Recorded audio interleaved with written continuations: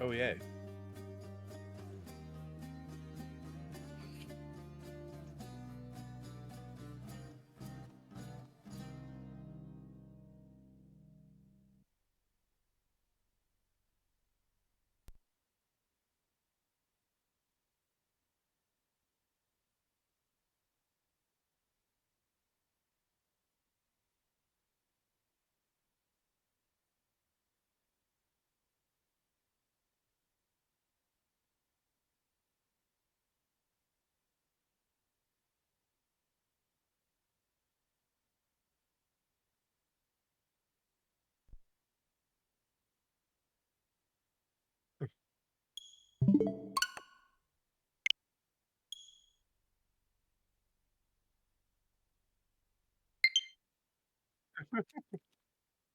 I know nothing about Hades.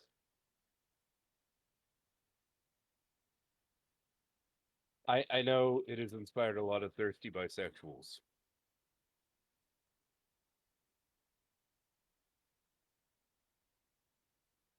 There's a lot of thirsty bisexuals in this world.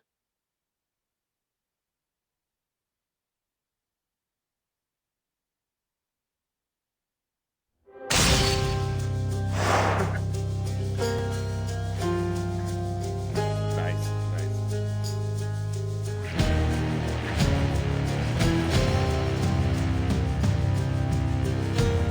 Realized that my microphone wasn't on. There we go. Okay, switch capture is good. Your desktop audio is good.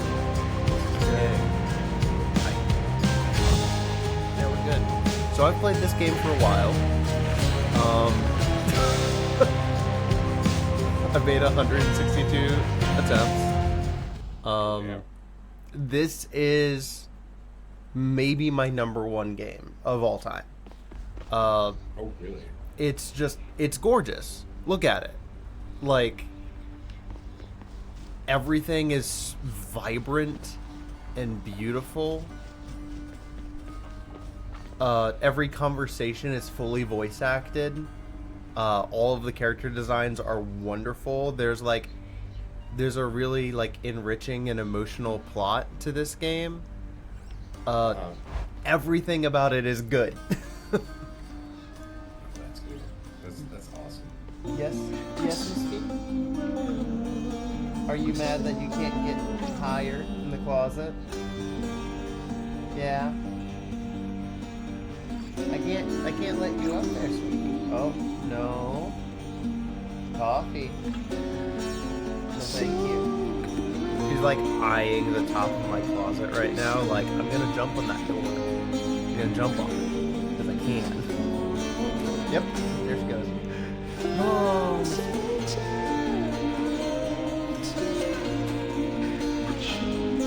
just let you enjoy looking at this for a second. Fulfill your purpose, child. Oh wow.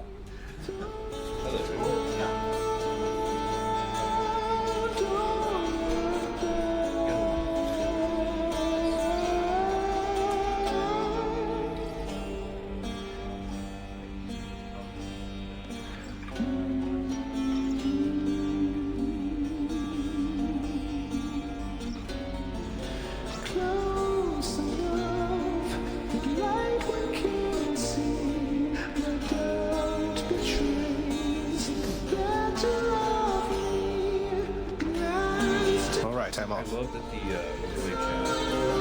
Wait, it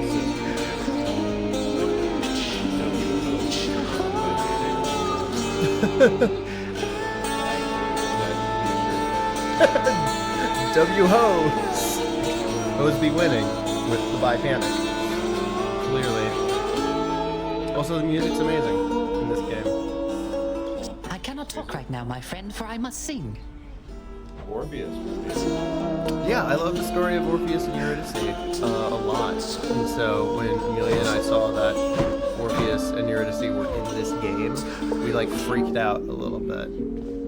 As you do. Yeah, did I ever tell you, I got an award in college, actually, for my first theatrical sound design, and it was the play Eurydice by Sarah Rule, which was a modern retelling of the legend of Orpheus and Eurydice. Wow, that's badass. sounds. Yeah, it was really cool. I had no fucking clue what I was doing. They were just like, here's a sound design. I'm like, what's that? They were like, you make sounds for what happens on stage. And I'm like, all right. Here we go. It's like, you know that guy on all radio stations, like in the morning, that makes the fart noise sound effects? For sure, That's for sure. your job. Yeah, pretty much. Yeah, I had no fucking clue what I was doing, but ended up Hey there. piecing a lot together. Hey, hey, bud. Huh? I I think I need my bow. Hey, these nuts. Far greater Aspect gods of than I Hera. once I do love wielded the you. aspect of Hera. We're just gonna go ahead and upgrade that one more time. What's the aspect of her? So the aspect of Hera. So in this game, you have like a normal attack, a special attack, and then like a cast. And so when you have the aspect of Hera for your bow, your cast just loads into your bow, and the next time you use your normal attack, the cast also fires, so it stacks damage up on your attack essentially. It's very cool. I'm actually going to go get another Titan's Blood so I can just fully upgrade that. Hi, Ree! I hope that you're enjoying your stay in the Nihon.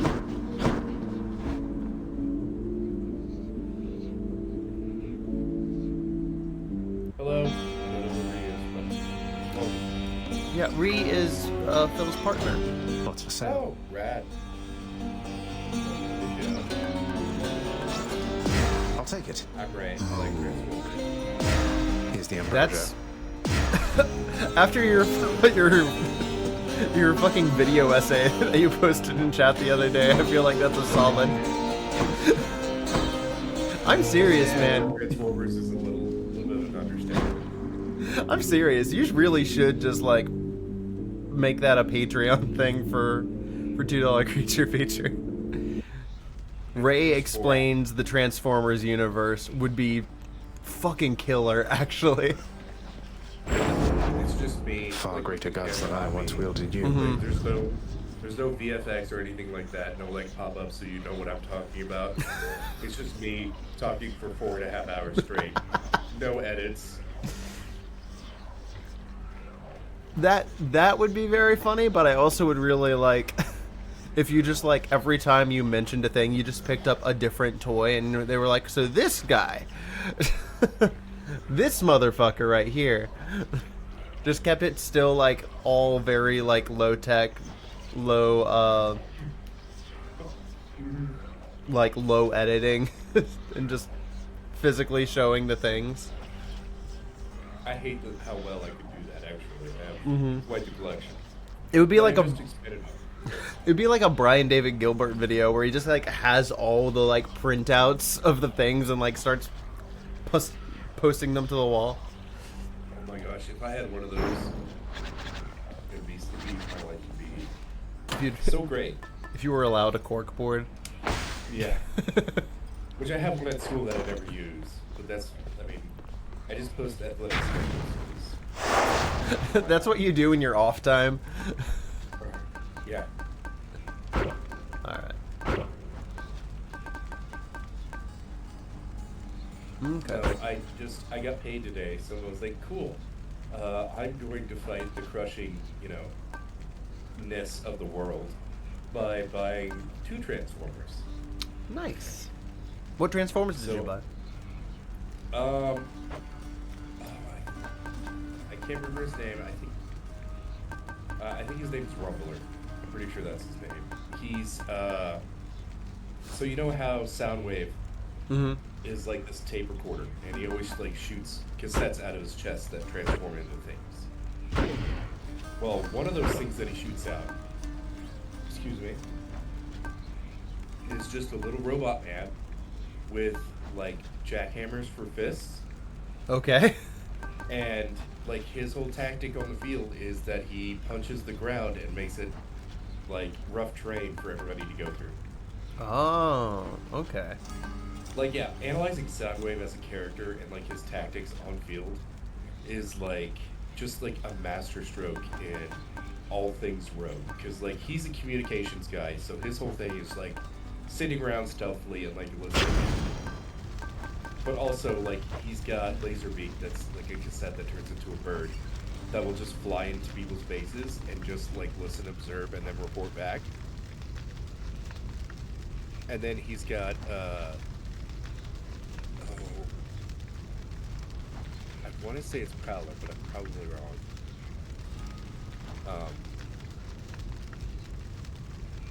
I'm doubled and a bit quiet.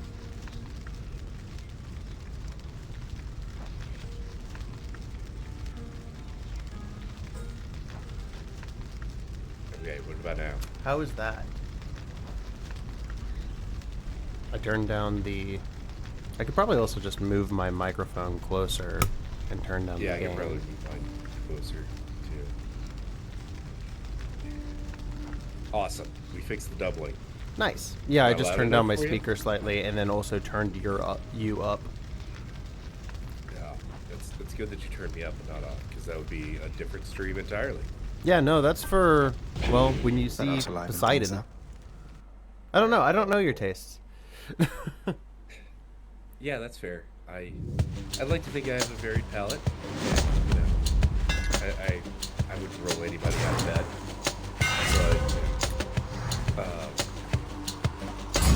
But right, okay. So what was I talking about before? Laserbeak? Yeah, and I wouldn't even say it's Prowler, but I know that's not right. But yeah, he's got a cassette that turns into a panther, and the panther is good for fighting. I like vaguely remember those. Yeah. The live action movies didn't really like pay much attention to this.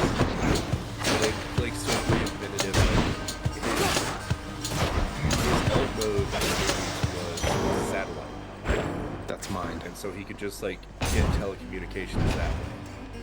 It was a really good. Like I liked that about it. The next movie like made him. They just made him a dude.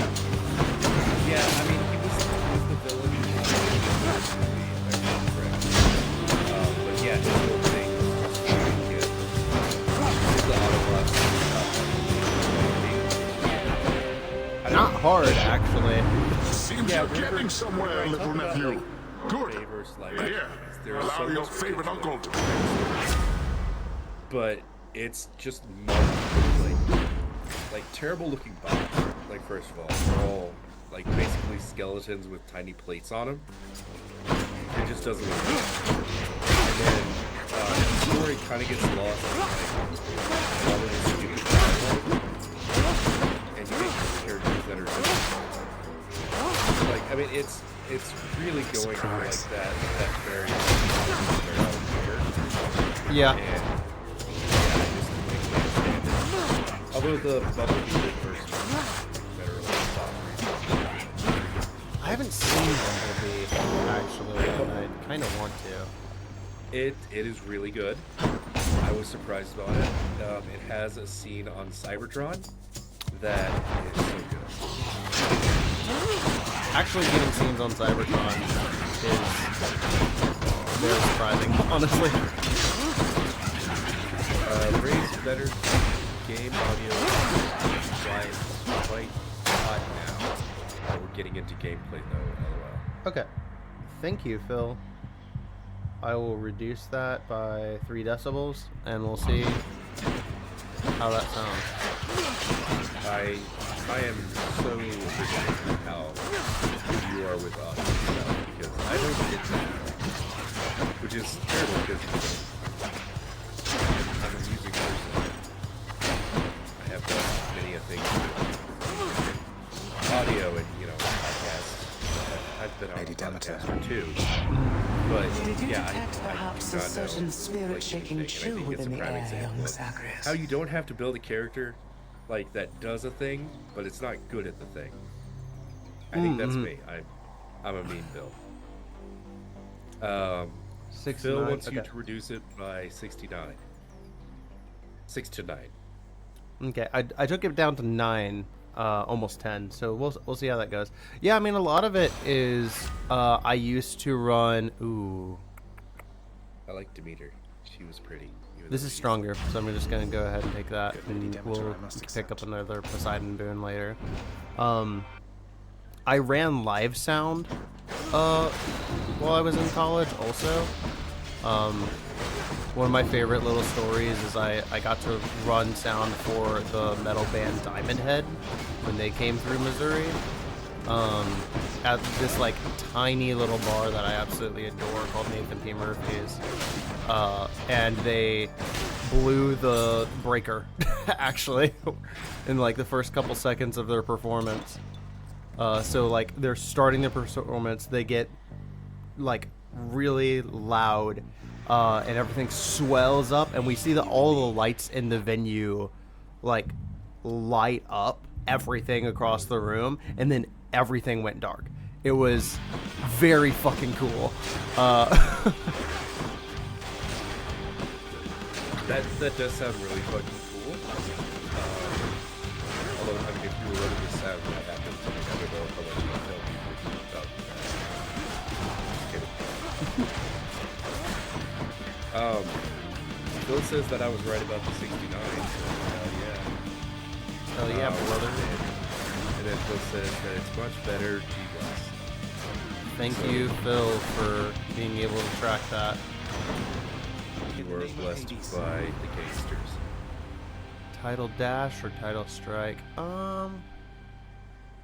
You were dashing a lot there. Yeah, dash will do more damage. I'm trying to think if there's anything that I would prefer. I mean, I would love to get a different dash. Uh-huh. I use strike damage is like, because it's my basic attack that I'm using constantly, that will be more valuable to me right now. Oh, is this okay, so this is a roguelike, right? Yep. So every run is randomized. That's cool. And every like run you do a different build. Or you can if you want. Yeah, you kind of have to just deal with whatever comes up. That's cool. I am enjoying those styles of games. Although, like I've only done it in I guess like combat like types of games. Like there was a like restaurant builder game that I was playing there for a while that's roguelite. And I enjoyed it until I realized the big appeal of it is like doing automation so you don't have to do like cooking and stuff. And I'm just like, that's what I want to do. I just want to run a restaurant, be slightly stressed in my spare time, but in the end, like, no, it's okay. I feel that. But also, I don't know, like, I really love Stardew Valley, and I'm really hoping Haunted Chocolatier is in like the same kind of vibes. Yeah, Amelia's Looks really very good. excited about Haunted Chocolatier eventually coming out. That ought to keep me going for a bit. Yeah, man, I love roguelikes a lot. Have you played Vampire Survivors? I have. I got way into Vampire Survivors. I want to say last summer, before it like launched on console, and I was obsessed. I've unlocked like most of the stuff from the base game for that game because I was just playing it all the time. And sometimes when I'm like, when I know that an edit is easy for the show, I'll like do a run of Vampire Survivors while I'm editing. That's oh yeah, listen, I'm watching the chat, I promise. Phil says, Ray's first time with Hayden. Hell yeah. I don't know if that's how Phil said it. That's how it came across to my head. I love it. Yeah. Yes, See- this is my first time, and I'm really digging it. Like, I'm now considering like paying for this. Do it. This definitely. The- This looks like something I could lose a lot of hours in. Yeah, the sequel is, ooh, that's tempting. So if I take this, I have to fight him. Well, isn't that the? Yeah, I think he was on He-Man, right? Yeah. That's Yeah, Karen. Yeah. Sharon? You know what? This run isn't like built so much that I have enough money to buy this out, so I might be able to make this work. Let me see. Okay. Let's just take that drunken dash, just to have another ability to do something with, and then level up our attack. And this might completely fuck my run, or I might get very lucky. We'll see. Hey, Charon, look at me. Yeah, no, I love this game. The sequel is in early access right now, and I'm like fighting every instinct to not buy it. I'm sorry. Because I want to wait for the Switch copy so I can just play it on my TV. Oh, yeah. That's, You just might be my very fair. favorite sparring partner, mate. Like, this seems like kind of the perfect style Switch game. I, of course, got one of those Switches that were, where it's all in one, like, the Wiimotes don't come off. So, Oh, yeah. the The Game Boy edition.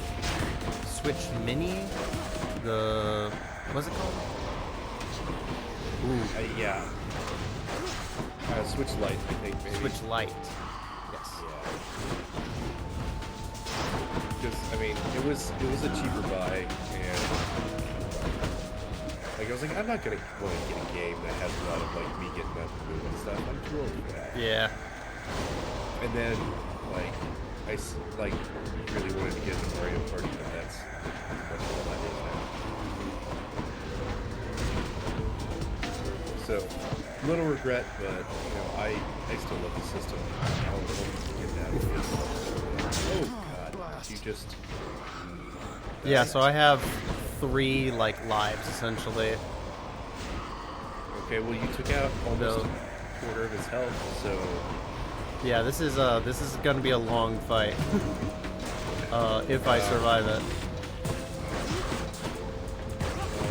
the only advice that I can give from a tactical standpoint is stop getting hit. Ooh, damn. What did I just say?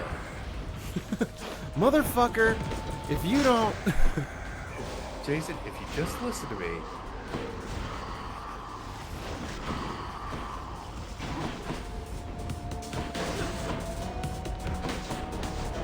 But seriously, stop getting hit. I'm trying, man.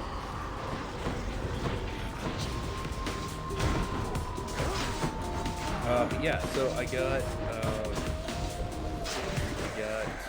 Rumbler. So he's supposed to come tomorrow morning. So forward to that. I won't go back. And then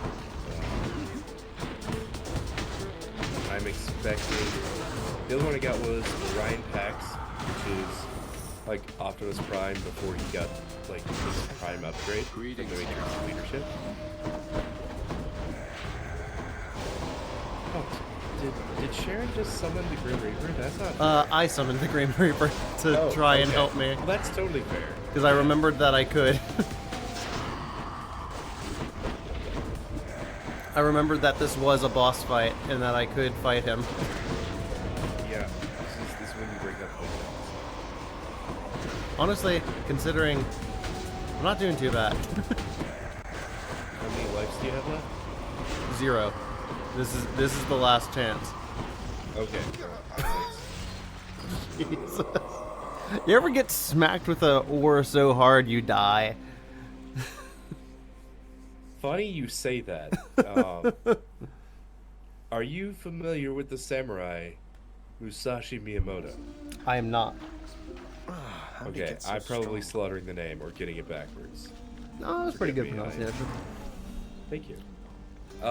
Yeah, so Musashi was this like legendary swordsman who trained with both hands on swords Come on, because Hypnos, he that felt didn't have every anything to do with swordsman that. should do it just in case seem you like lost you've an been arm. working extra hard and taking some of the feedback you've been getting And to you know, heart. like it think was something to Thanatos the really effect of appreciates that sort of train thing. with both arms, so if you Who lose doesn't? one, you're not worthless. Yeah. Especially when people are out here cutting a motherfucker, that makes a lot of sense. I don't know, but I really appreciate he that you went out of killed your way. I mean, like I he could killed his stand first here and man whenever grieve he and was like register the 9 years death, old, but you- and these raiders attacked you're his a real village. friend. Mm-hmm.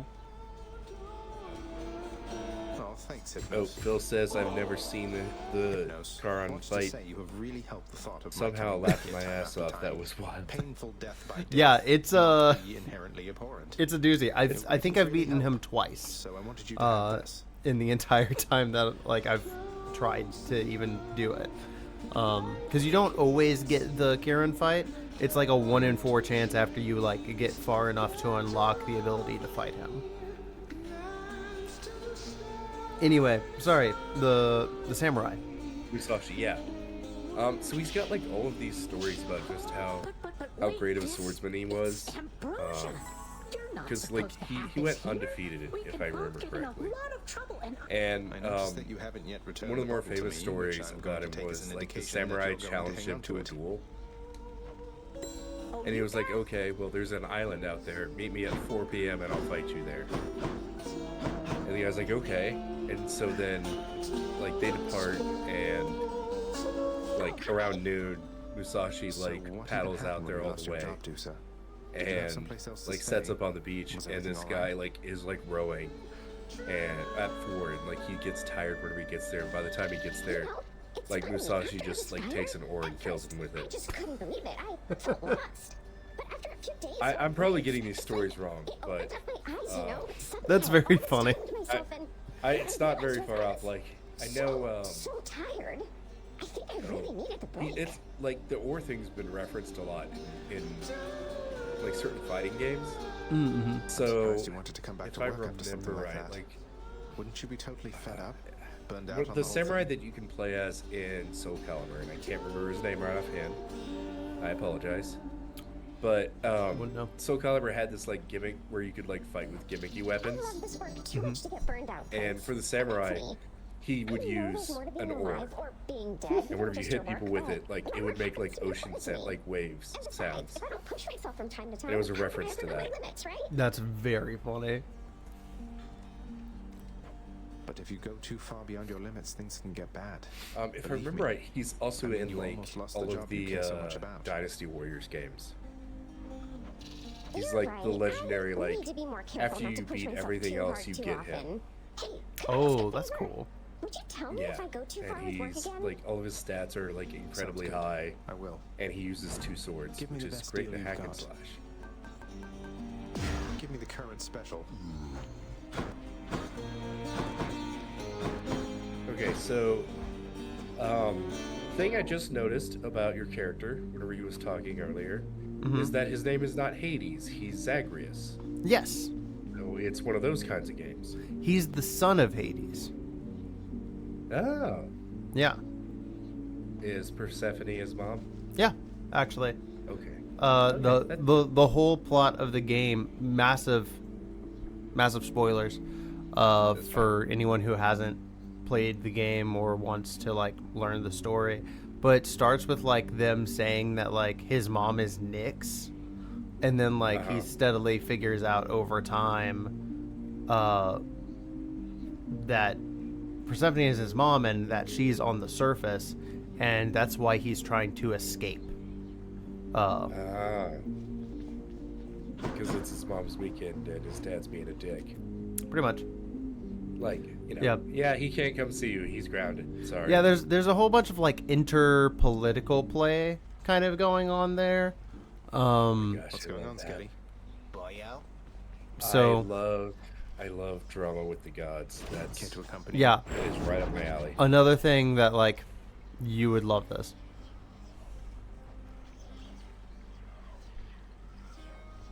Oh, cool, my special. Interesting. I also love to rewrite the Hades Persephone's like situation, which is a nice way of saying that. Yeah. As Hades just being like this very socially awkward guy, and he's just like, I really like this girl. I don't know how to talk to her. Maybe I'll talk to my brothers because they're such ladies men. And like Poseidon's like, you want to date her? I don't understand. And then Zeus is like, okay, let me tell you. This is how you get a woman. You pick her up, you throw her over your shoulder, and you just take her wherever you want. And then you do whatever you want. And that's how dating works. So here's the thing. That's basically what happens in this game. That's awesome. That's like straight up verbatim what the plot of this game is, and you figuring it out over time, like how it happened. That's so good. Like, Zeus is like, I don't get it, dude. And Poseidon's like, get her. I guess. I think Poseidon like doesn't really know, and Zeus is like, this is kind of our secret kind of thing. It's very funny though. That's awesome. I'm already sold on it. Yeah, man. It's a good game. What's life without a little pain? I also really appreciate, as a person who's historically very bad at video games, or very bad at like certain video games like platformers, this is super great for me personally, because when you start the game you're like pretty weak, and over time you earn different levels of currency to spend to make yourself stronger, to make runs easier for you. That's good. Little Hades, I like that. have I ever told you I detest What? Okay. Seeing Poseidon.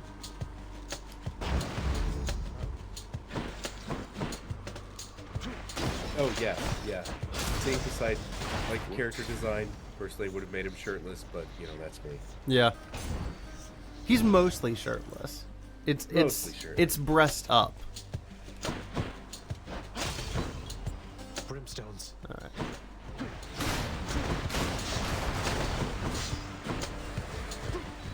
I'm gonna be right back. I need to get something to blow my nose with. The power of the gods. I believe in you. BRB.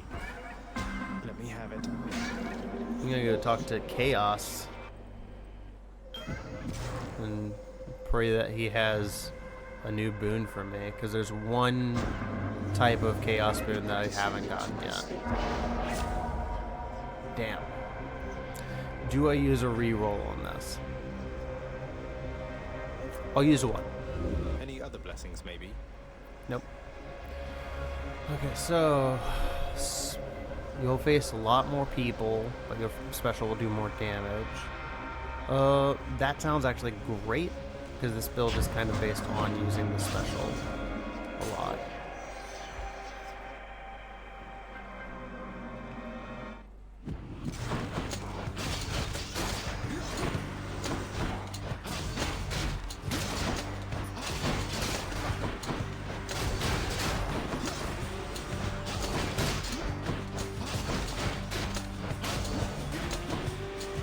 Let's deal some death.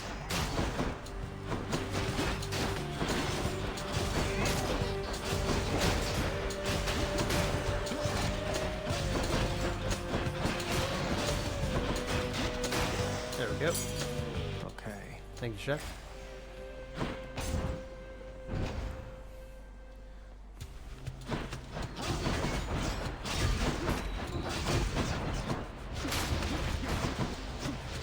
I'm empty.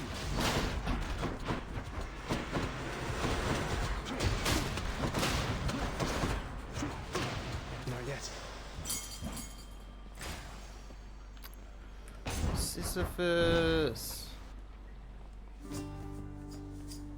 Ahoy there. Hello, sir. We're gonna hang out and wait for Ray to get back, because I want him to see this shit.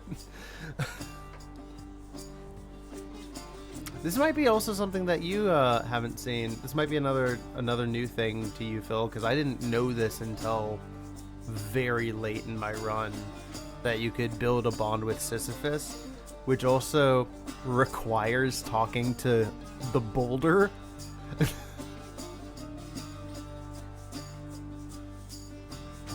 Insane.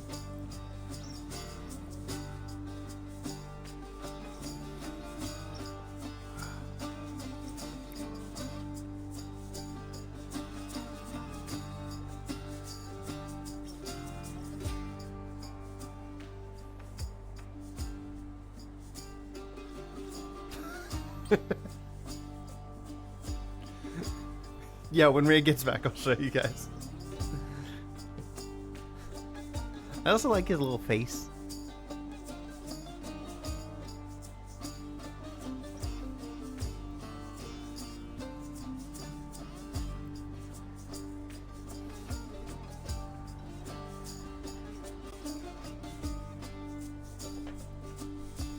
How are you guys enjoying your trip?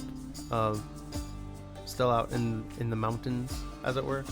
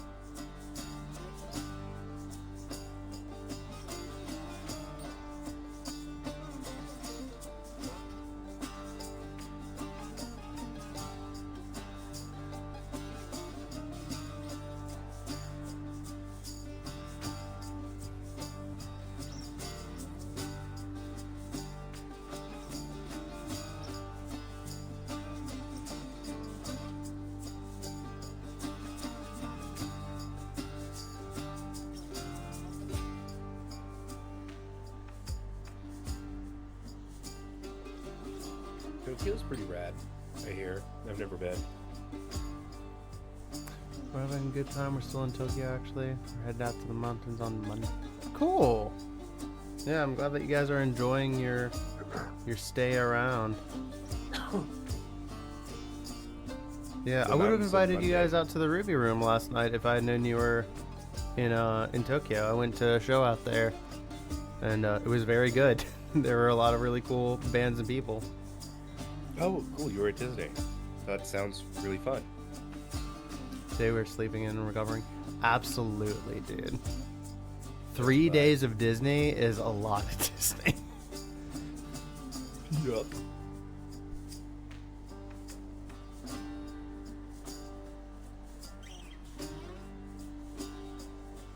Also, I was going to say The Mountains on Monday is my favorite Call of Cthulhu story.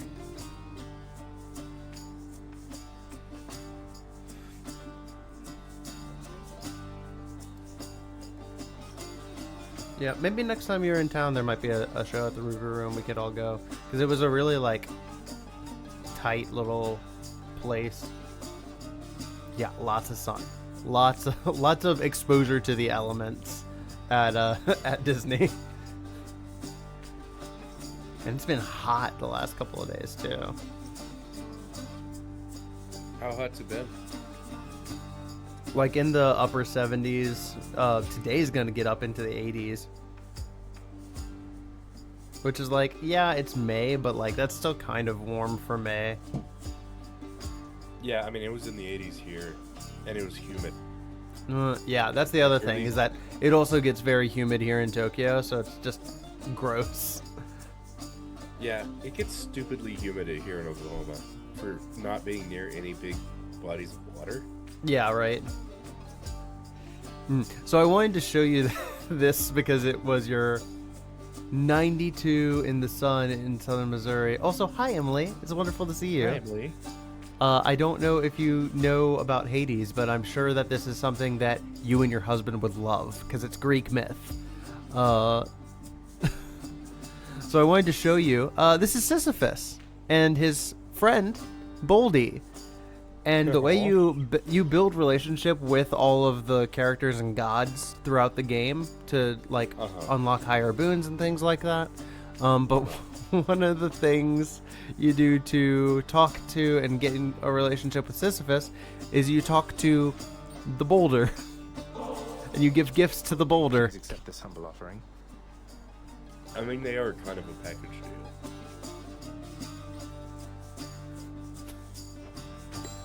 Well, Such sound wisdom. This is where Stoicism started. Hey, Your Highness, good old Baldy there had several things he wanted to tell you.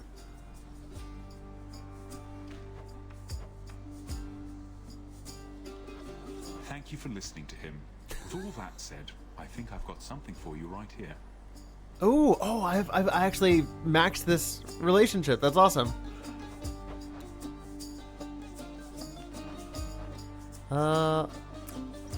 Let's get some more coin because we're gonna move further on, and then that'll be quite nice for when we want to buy boons. I know about myths. We've been playing this while we play Assassin's Creed Odyssey, so we're playing the theme. That's amazing. Nice. Love Assassin's Creed Odyssey. That's the one that I don't know.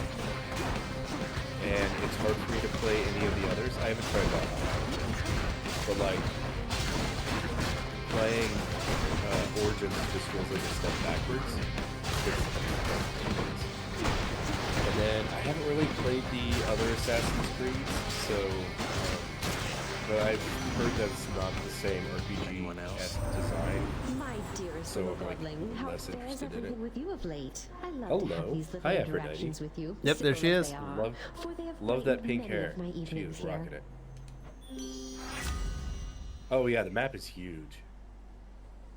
But it's I love the size of the map though. Like there's just always something to go and do. And sometimes I just give up and just play pirate. That's fair. Yeah, I want to play Odyssey because I've heard it's very good, and I've never gotten into that one. Oh, it's Oh yeah. Odyssey is definitely the one where if you want to play a character that constantly gets hit on, it's Bruce. And I love it. I love it especially whenever you help the couple that the wife is insatiable and the husband is tired. That's a real mission, and it goes on for like 3 days and 3 nights. And the husband's just sitting out there just That's so funny, actually. yeah, and then you like step back and you're like, well, I think she should be satisfied now. And the husband's like, well, she better be for what I'm paying you. Time well spent. Yeah. Thank you. I know, actually, he was like, thank you, you did me a huge favor. But yeah, they're an absolute wreck. I love them. They were my favorite characters, and I really wanted some kind of follow-up to that, but I don't know what it would be.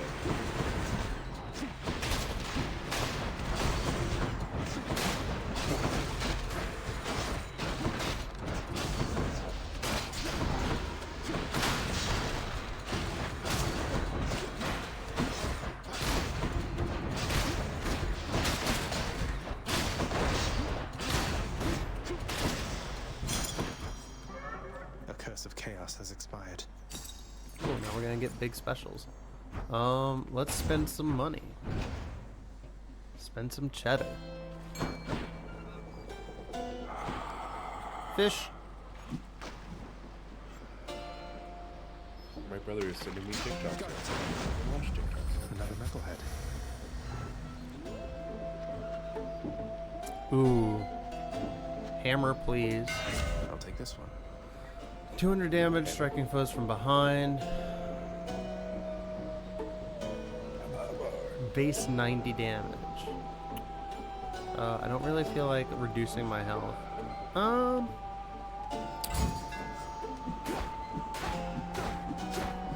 Alright, that's not too slow. That doesn't slow me down too much.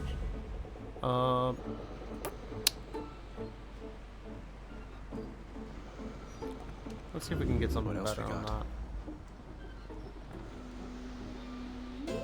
that. It's at least rare. Pleasure doing business. Oh, hey, there's our buddy Sharon again. Yep. He doesn't want to. He doesn't have stuff for me to steal this time, Wretches so of he the won't fight me. underworld, this is your chance. I mean, if he left it out, he wouldn't Surrounded. steal it. Let's be real. Yeah. He just does it for funsies. Not yet. Yeah. He likes it when people tries. He thinks it's funny. I can't.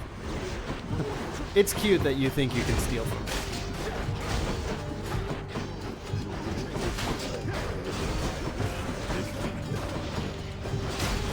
What? I can't do that.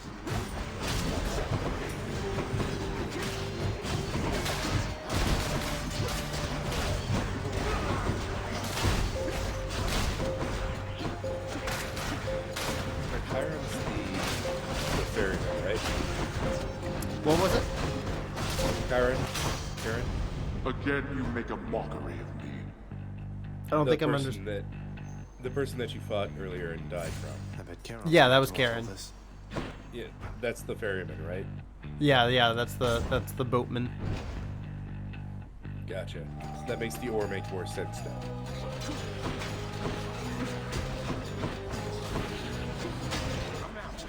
I would like to say that I'm better with, stories than I am with names. That's fair. But as you've heard me talking about the great samurai Musashi Miyamoto, that's not exactly true.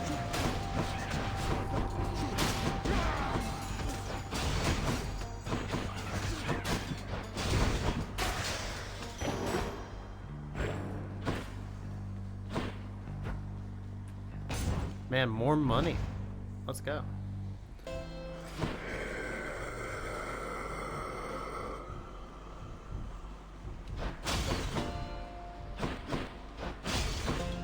Ooh, I could get the dash that I want. Why not? Oh, it's not very good, but it is useful. What's it called? Divine Dash? Yeah, so it gives you the ability to deflect, which means if you're dashing and projectiles hit you, they just bounce back to damage whatever was getting sent by, essentially. Love that. So in this game, like, the boons that you get, the abilities that you get, have like a rarity system, and the higher the rarity, the more like effective it will be. And so finding one that's like just baseline is not all that great. We're gonna try I would like none of these. a reroll. Okay, you know what? We take those. We'll just Divine protection. deflect on the attack now. Awesome. Oh, I got a message. Okay, it's just Hello, Fury Sisters. great. Now I have to fight all three of them. You ready for me, Zagreus? Are you? Meg, hi. Prepare, sisters. Who are the others? Tisiphone and Electo. Tisiphone sounds like that girl you meet at a club when you're trying to remember her name. It's like Tiffany, but it's not. Ooh. I don't think so. Yeah, man, you just gotta not get hit. I'm trying. I'm not trying very hard. I'm trying. It's kind of hard to play in tough, right? It is. It's a skill, which is also why I like to invite people to hang out on stream, because I'm like, I can't support a conversation by myself on like good circumstances, let alone when I have to focus on something. Right. No, I get that. You're like, yeah, I'll just play Raid. Get your transfer and we'll have 2 hours of that. Yep. Which brings me to the third figure that I got from Payday, which is Senator Shockwave. So, I just do this. Damn. All right. Well, this is rough for me, but. Oh, she wasn't. Oh no. Oh no. I've fucked myself. I will lose now. because she has a red giant. No, because I use so each of the boss fights have kind of like a 3-phase system, and when they're between those phases, they get armor where they're impervious. And so I used Thanatos to do what would basically be the last third of health, but I didn't realize that she wasn't in the third phase yet. So it just pushed her, like it did like 5 damage and then pushed her into the third phase. So it did nothing for me, functionally.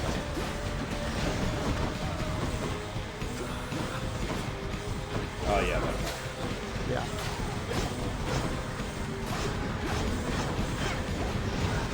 Yep. Damn. Oh. Well done. There's no escape. Yeah, I was not being careful enough on that. There is no escape. You cannot go see your mother this weekend. Real dick move on your dad's part, by the way. That's one sister too Yeah. many. You want to spend time with your mom? You must go through all of these stages. Welcome to the House of Hades. Fuck you. One more forbidden Okay. exchange, Hypnos. Sometimes when I'm out there and about to die, I catch I myself do like thinking, the Hound's head. well, at least on Hypnos will armor share one that of you his got deep there. insights Yes. about why it is I utterly failed. So here, for all your generous advice. You think I could pull that off? I think I could pull that off. Like I'm gonna For sure. Hypnos.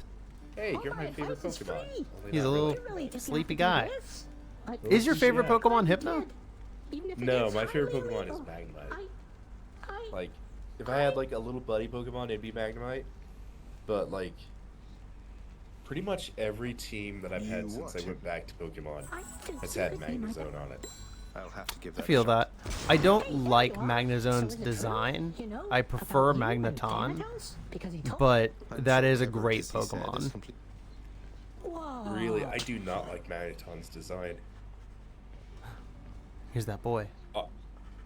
Always have more pets for the greatest Oh, that's a boy. good boy. Can you pet that boy? You can pet that boy. Oh, that's so good. He gets pets. Oh, that's so great. You can also like spend currency that you earn to like make his little like sitting area really nice and cute. Oh my god. So like the ball and like teddy bear and rug that he's all around is just like something that you purchased over time. Oh, hi. do you Sam. do you get Something any I was boons from wondering, that, or and is that it's just just curiosity, aesthetic? That's mind just you, for but fun. Is there somebody else? That is such a great mechanic. Yeah, there's a lot of stuff that you can just buy to like aesthetically change the definitely look know. of There's 7 kinds of leather, so isn't the that right? realm of This is Hades something that's while you're here. That is love until you said it there just now, Prince. But you're I right. can't go to my mom's this I love weekend, you, so I'm just gonna Zagreus. ruin everything around here. Pretty much. It's good to come right out and Fuck say, your "No." deterioration, Dad. I love you too, Dusa. There's my dad. Go and steal some fear in those wretches out there, would you? Oh, okay, now I see him. Ooh, yeah, that is a daddy. That's a papa. But yeah, you can Hey, buy well, have a good night. a whole bunch of things. Breaking out a house, see you tomorrow, Jason. All right, yeah, take care. You guys enjoy your day. Always good to see you, Filson. Do I want any of this? Eventually, I'm gonna just buy all of that, but I don't know if I need any. I also just waved at the camera, but my camera's not on anyways. Even if it was, I'm not like on sleep screen A anyways. fine selection. Yeah, it happens. It does.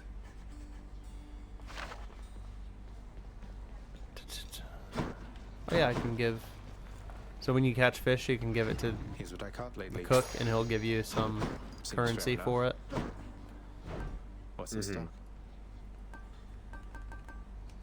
I'll take the special, please. Hey guys. Oh, here's my mom.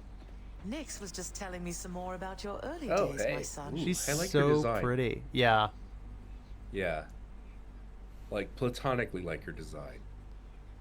I'm not, like, drilling over it all. It's just, it's a fun, like, quirky design. It's Yeah. very, yeah. Just my two moms hanging out. As they do. Wait, who's the other mom? Nyx. Of course. The nature mom and the goth mom. Yep.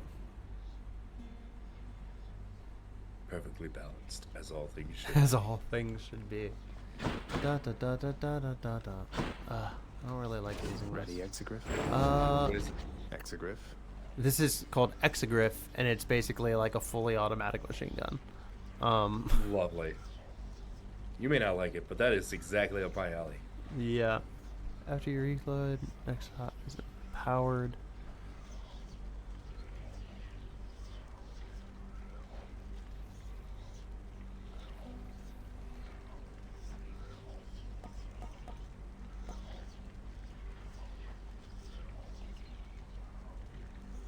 How many Titan's blood did I get?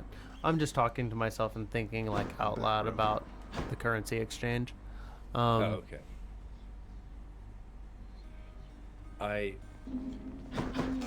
really like.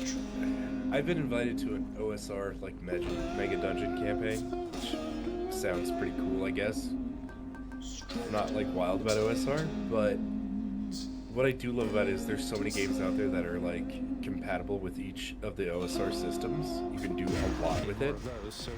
So I really want to just like have a mega dungeon like run through, like get somebody to run it, and then just assemble a team of like characters from different OSR games. I'll take it. And just run through that like total Super Friends run. That sounds very fun. I'll be honest, I don't know what OSR is. I just hear people talking about it on TTRPG Twitter. Yeah, no, it's very popular. It stands for Old School Revival or Old School Revolution or what have you. Exegriff. So basically they're taking rules of AD&D and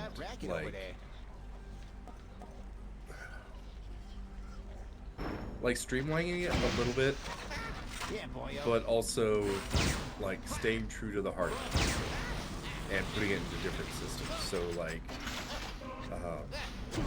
one of my favorites is White Star, which is Star Wars or most science fiction with the serial numbers filed off.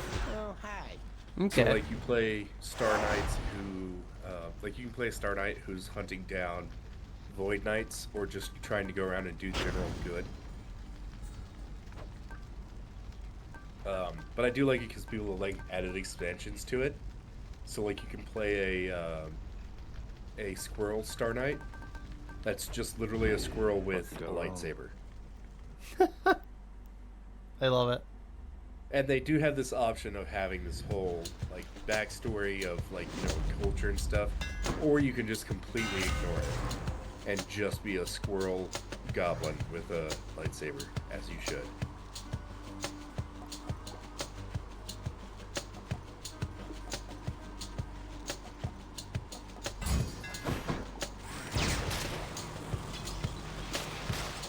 Yeah, I used to run that all the time before I got Monster League. Did that and Mutants Masterminds, which is like superheroes, which is not OSR, but yeah, just one that I really loved. But character creation on it is nice. It does pay off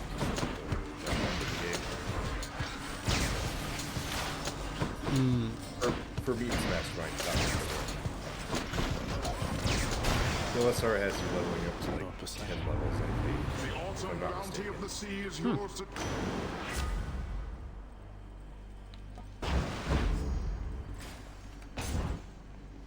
Yeah, I've been wanting to play a couple different superhero games, just not been able to find a group.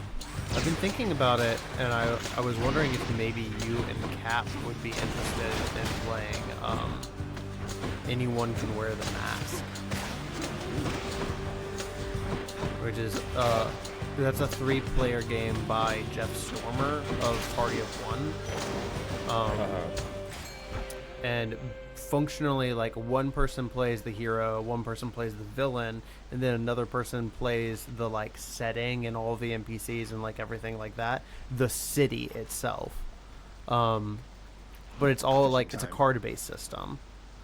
Yeah, that's really cool. So you draw like cards from a deck that are like prompts of like issues of your comic book run, essentially. And once the Joker card comes up, the like true nemesis comes into play, and you see the downfall of the hero. And then the rest of the game is about building back up from that point. That sounds so cool. It's very cool. The Crit Show played it on their Patreon a few years back, and I absolutely loved it. I fell in love with the concept of the game. Yeah, if not Cat, I know Ian would definitely down. Likes those very narrative-driven like hero stories. Ooh, I bet Ian would be very fun for that. Yeah. I mean, either of them would be excellent for that because they're fucking fantastic. Nyx, Oh, yeah. Mr. Chaos. All of us So here. talented. We know a lot of talented people. I'm really jealous. We really We do. are pleased to see you here. I just see like the great stuff people put out, and I'm like, I like that. I'm happy for their success, but also, hello. Yeah, this is chaos. Like primordial chaos. I can fix it. They can fix me. They're the literal physical embodiment of all chaos that exists within the world. Yeah, no, I can fix that. We'll use one reroll or Different set of not. choices. Okay. Ooh. Let's increase the likelihood of us getting good shit. So now when everything dies, they'll just throw a suicide bomb at me. Which is fun. I guess it's not a suicide bomb if they have to die before. It's just a bomb. If you have to unalive yourself, is it still a suicide bomb? That is the question. Philosopher says Socrates died. It's a real ship of Theseus kind of situation here.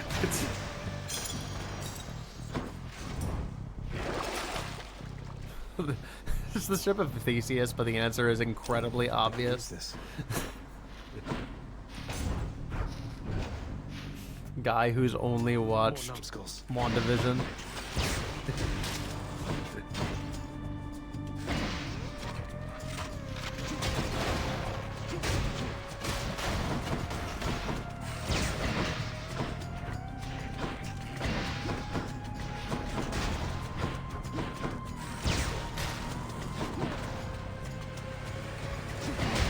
Speaking of philosophy, have you seen Good Place? I actually haven't seen A Good Place. I've been meaning to watch it. I've been meaning to watch that and What We Do in the Shadows for a long time because I've heard amazing things about both. Yeah. Yeah. See what we can buy. Because, I mean, Good Place, absolutely phenomenal. Changed my outlook on a lot of things, or just kind of verified them. But it's another good one. Like, yeah, highly recommend it. Just what Check I it out. need. I'd It like to has see the more perk options. of being completed already. Oh, yeah, that is nice. And then, like, What We Do in the Shadows is just, it's just perfection. Hello, Your Highness. Hey, sir.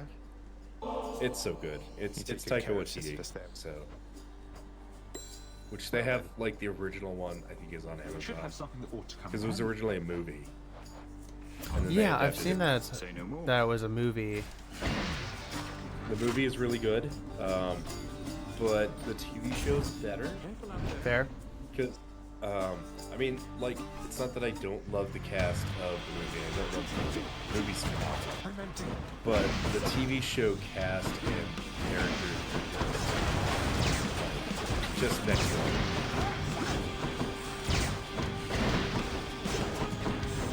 They have an energy vampire on there. That's what you get. He doesn't suck blood, he just, like, drains emotional energy. Just drains vibes. Yeah.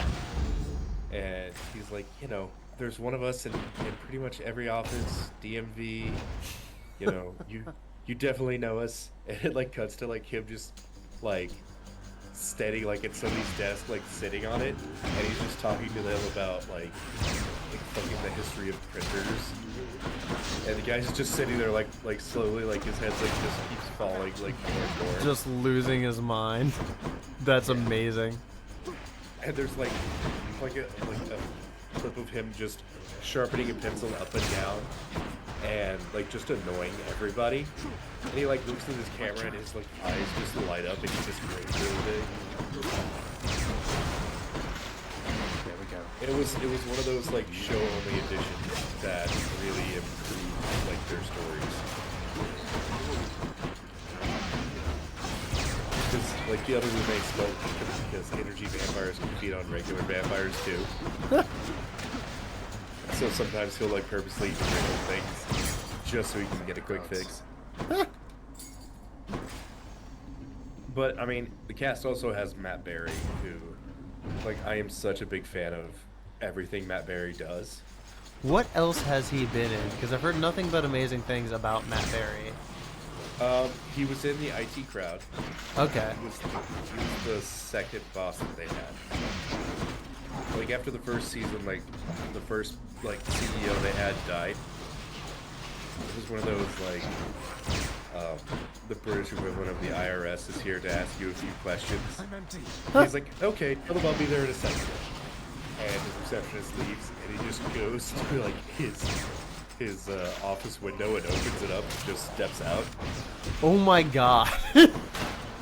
Wow. I'm just like, oh, yeah, it's British humor at its best. But then at his funeral, Matt Berry shows up, and it's just, you know, because he misses his father. Not yet. And my daughter saw that clip of Matt Berry doing that, so now she'll just randomly shout that at me in the hallway because I teach at her school. And I'm like, you're such a nerd, I don't know where you get it from. I don't know where you get it from, says the person who just went on a 3-hour rant about Transformers. Yeah, okay, that's fair. Read to filth, actually. Cool. He also did one I'll keep it going. What is it? Poseidon's strength.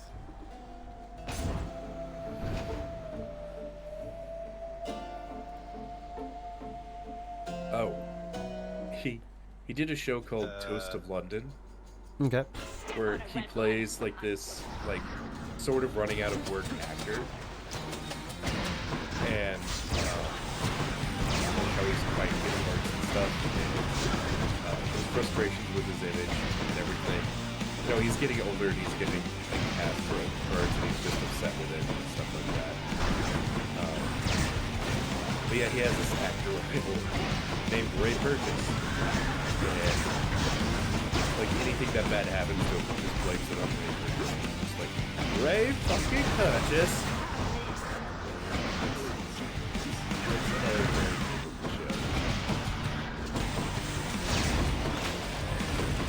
Yeah, it reminds me of, I mean, obviously it reminds me of The Office. I was showing Amelia a clip of The Office this morning, where Dwight, sorry, focusing very hard, doing a big old focus, where Dwight started a fire in a trash can to like test everyone's emergency response protocols. Yeah.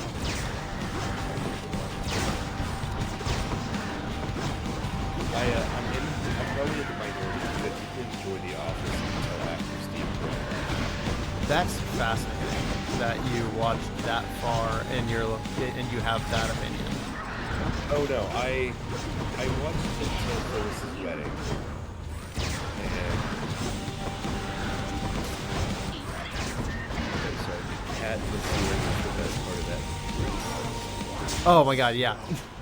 Save Bandit!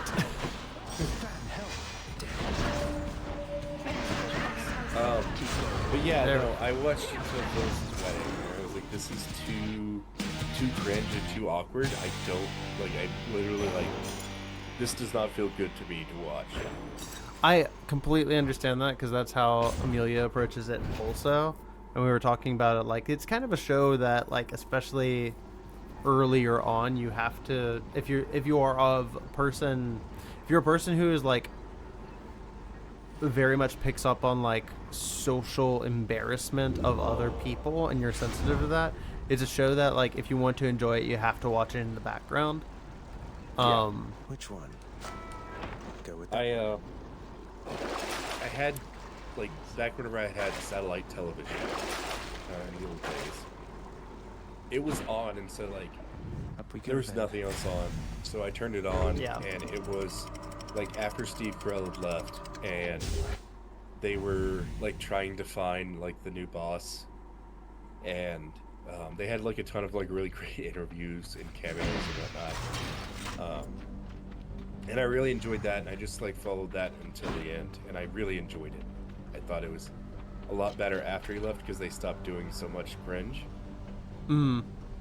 But I mean, that was for me personally. I can see that though.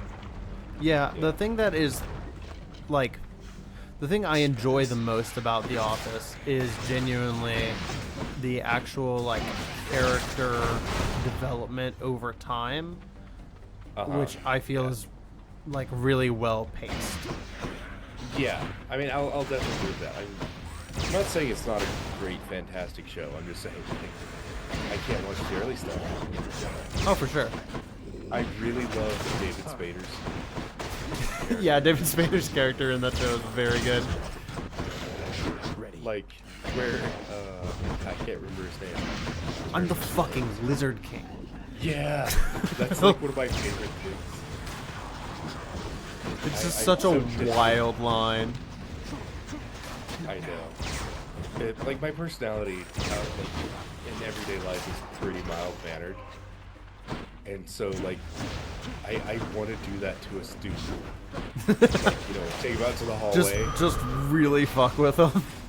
Just be like, are you trying to start something with me? You have no idea who I really am, do you?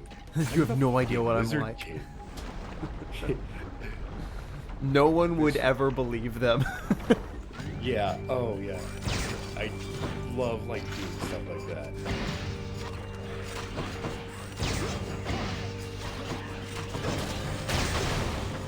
I also had a lot of fun with changing topics. So, like, one of the teachers who inspired me to become a teacher retired this week. Like, we're out of school now, and, like, today was his last day. And, he was an attorney in Vegas, like, literally has a doctorate. And, like, got tired of that life and moved to Vegas to come here to teach. For context, I'm in Oklahoma. And so everybody has always wondered, like, why would a lawyer from Las Vegas come to, like, a small town Oklahoma to teach? And, I was with some coworkers and they were talking, like, they were literally asked that question. And I was like, oh, yeah, you all didn't know? He was in witness protection. And they're like, what? No. Yeah, he was a lawyer in Las Vegas. Why He else knows a would lot he of be stuff you here should now? know. Yeah, and they're like, that's so no, funny. he was a lawyer for a laser tag company in Vegas. And I was like, oh, is that what he told you?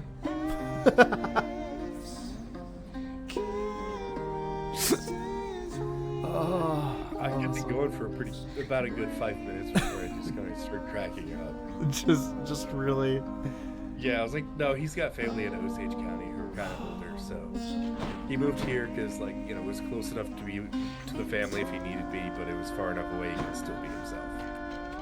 God, that's so funny. Yeah. I told him that about that, and he laughed, and then he was like, you know, I did a little work for it was like I was mostly corporate law, but we had some clients who it's like I don't want to use stereotypes, but they probably were in the mafia. And I was like, really? And he's like, yeah. And he like listed off like a few people. He's like, you know, this guy came from Europe and had $100 on him, and over the span of 30 years became like one of the richest men in Vegas. He's like, he'd always come to the office in like tailored Italian suits, and he has that like white baby seal leather shoes. And I'm like, oh, again, welcome to the game and stuff like that. Not yet. He was like, it was interesting. Like, you know, sometimes he would come to us to, I guess he owned a few gentlemen's clubs, and if an issue came up, he'd have to go out there and interview like some of the employees and stuff. Yeah, he just like was talking about this like very casually. Like, yeah, tip is to go in the morning, so there's not that much traffic. It's good. Just kind of get to know people, get their side of things. I love wild shit like that. I want to go to Las Vegas so bad, just because it is like so anti everything I've grown up with. That's fair. I can definitely see that. Yeah, he was like, yeah, they have like 24-hour strip clubs, and I was like, cool. I've never been to one, but I kind of want to see what one would be like at 6 a.m. on a Wednesday. It's the pure academic curiosity for me. Yeah, no, I mean that's what it is for me. I'm very happily married, and I'm not one to. I say watching you play Hades just for the NPCs, but Hades is for everyone. Let's be real. Exactly. Yeah.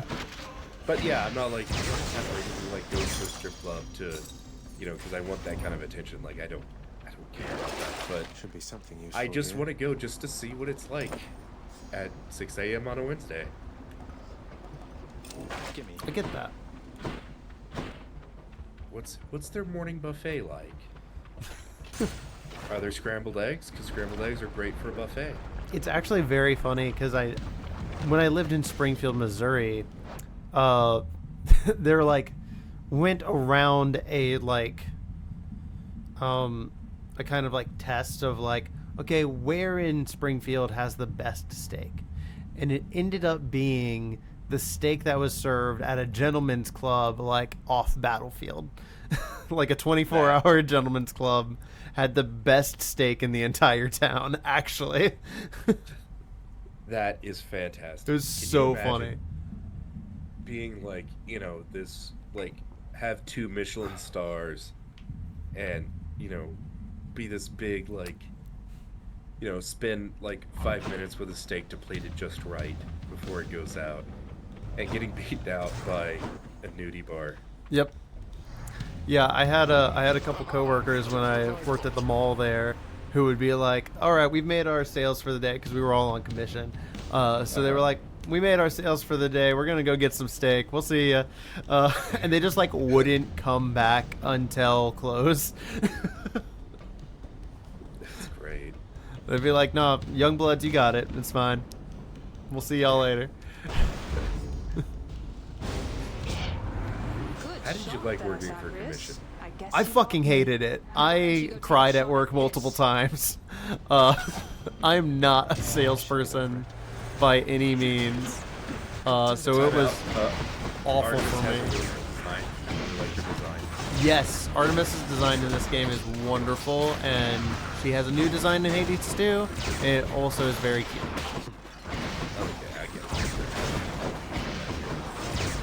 I will probably say that about most characters, that they also have a new design in Hades 2, and it's equally good. So yeah, you're not a salesman? No, absolutely not. It's why I really kind of hate having to do social media, and in recent months I've just kind of embraced just saying whatever. Whatever comes to my brain first is the thing that gets posted in our tweets, and that's been very freeing for me. That's, I mean, if it works. Yeah. And if not, do whatever you're comfortable with. There's it's just like like, you're getting paid, and people trying to do it. yeah, there's just a like inherent level of dishonesty that is necessary if you are a commission-based salesperson, which sucks. And I don't like it. And so the only time I like actually made good sales was we ran a contest among the sales staff with Echo, because I was selling also I was selling women's shoes. That's a huge piece of context here.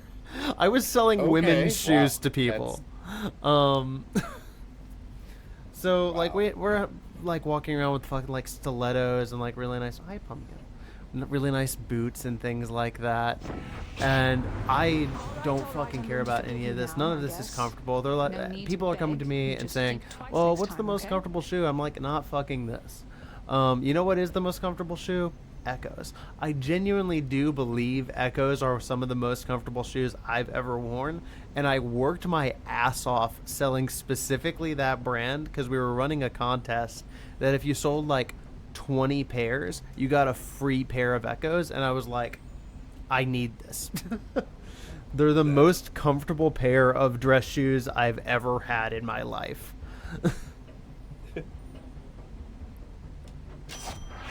You might have made it sell now, because now I'm thinking about, like, because, you know, it's the summer before going back to school, so now it's like, okay, I need to update a few things in my wardrobe. Yeah, man, like, genuinely, if you need a new pair of dress shoes, or they also do, like, a Tevas-style sandal, which is very comfortable.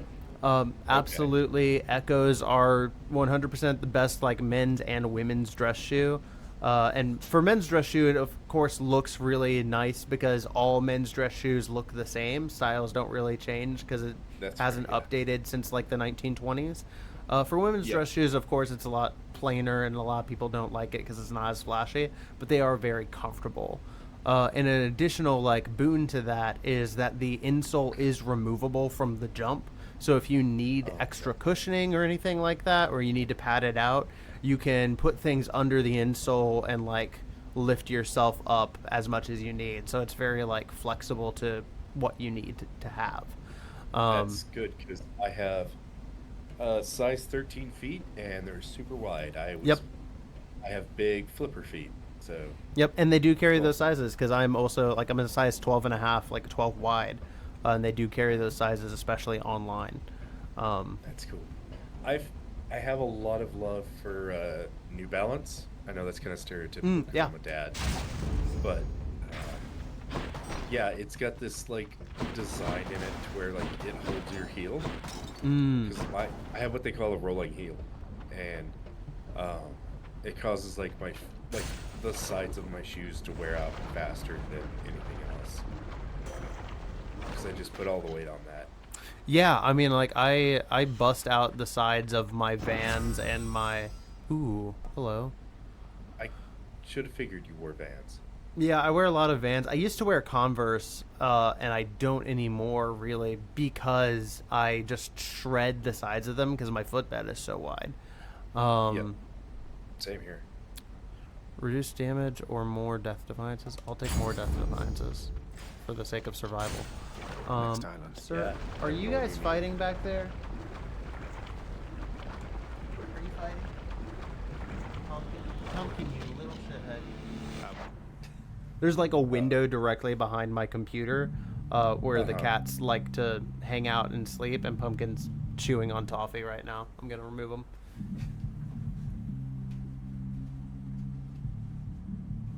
Sir. No.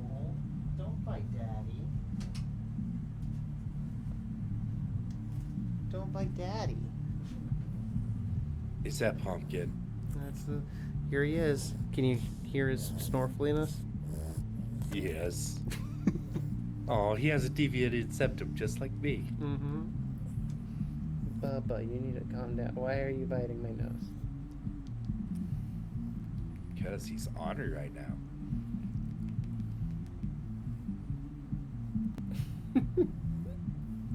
You're so cute. I'm gonna put you in the closet, which is open. Yep.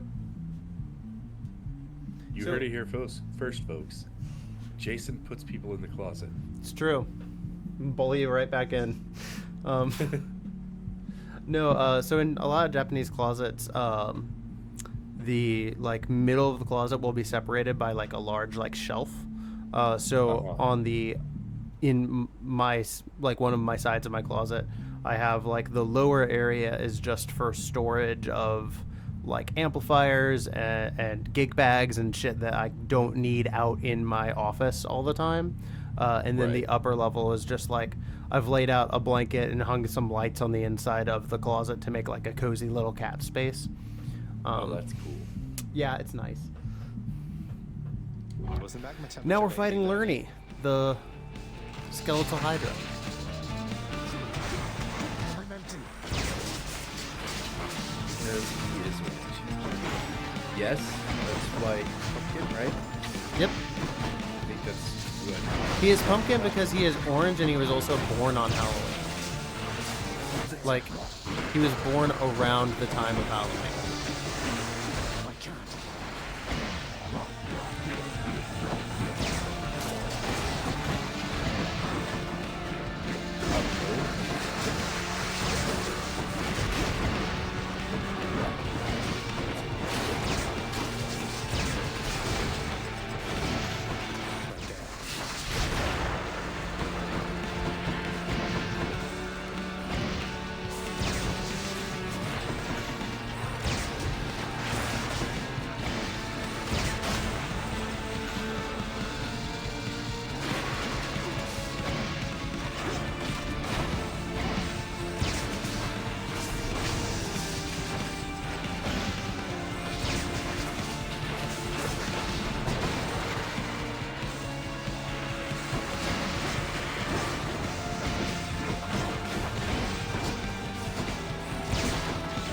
I'm gonna take a real quick bite. Lots happening over here. Yep, okay. Awesome. So, apologies if I'm not a good conversation currently. Not now.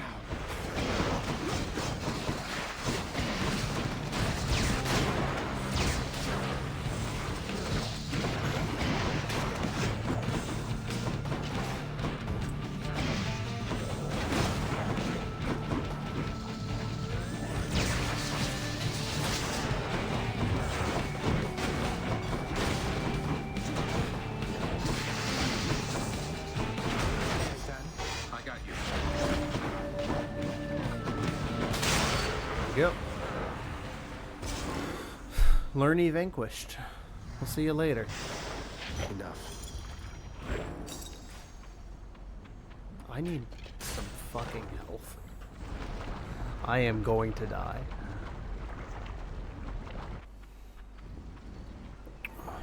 My life total is way lower than I would like it to be.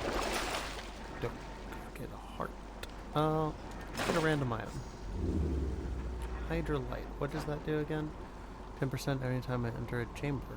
Great. And my cast is still doing 50% damage. That's awesome. Bye, Asphodel. This is not a bad run. It's not a great run, but it's not a bad run. I also just don't really know how to use this weapon very effectively. It's not one of my preferred weapons. Hey, we're gonna get that heart. Get an extra couple points of health on us. I can slay you all.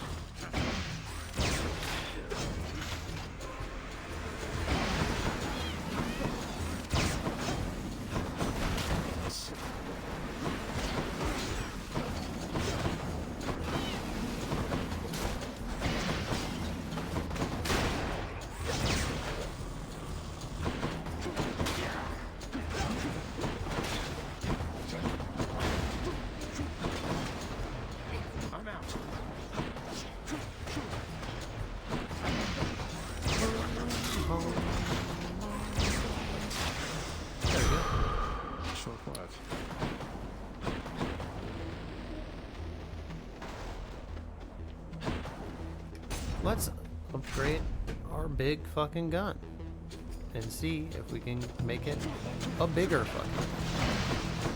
The American way. Exactly. Just gotta keep upgrading that gun. The only guy who can stop a gun is bigger gun. Not now. Not even a guy with a bigger gun, just a bigger gun. Yeah, the Right? gun itself does all the work. You laugh at that, but It's I've been, very true. for some reason, I've been targeted by a lot of like military tech like videos on my feed.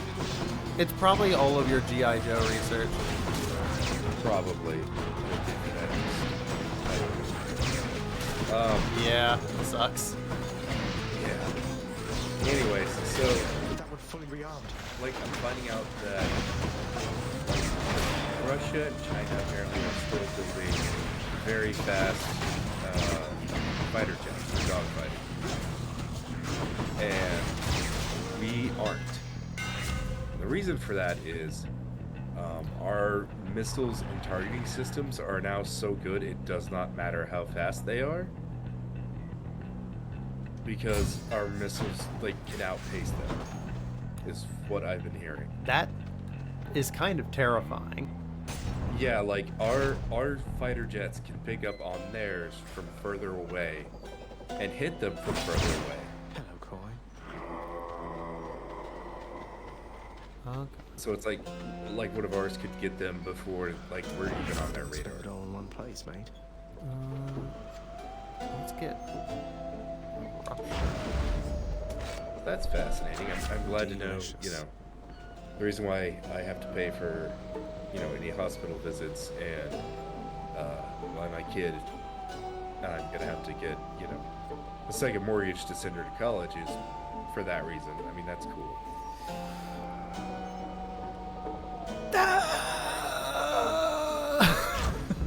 I'm sorry, I wasn't gonna get political here. I just slipped out. Me too, Sharon. Man, you know I'm leftist as like I don't.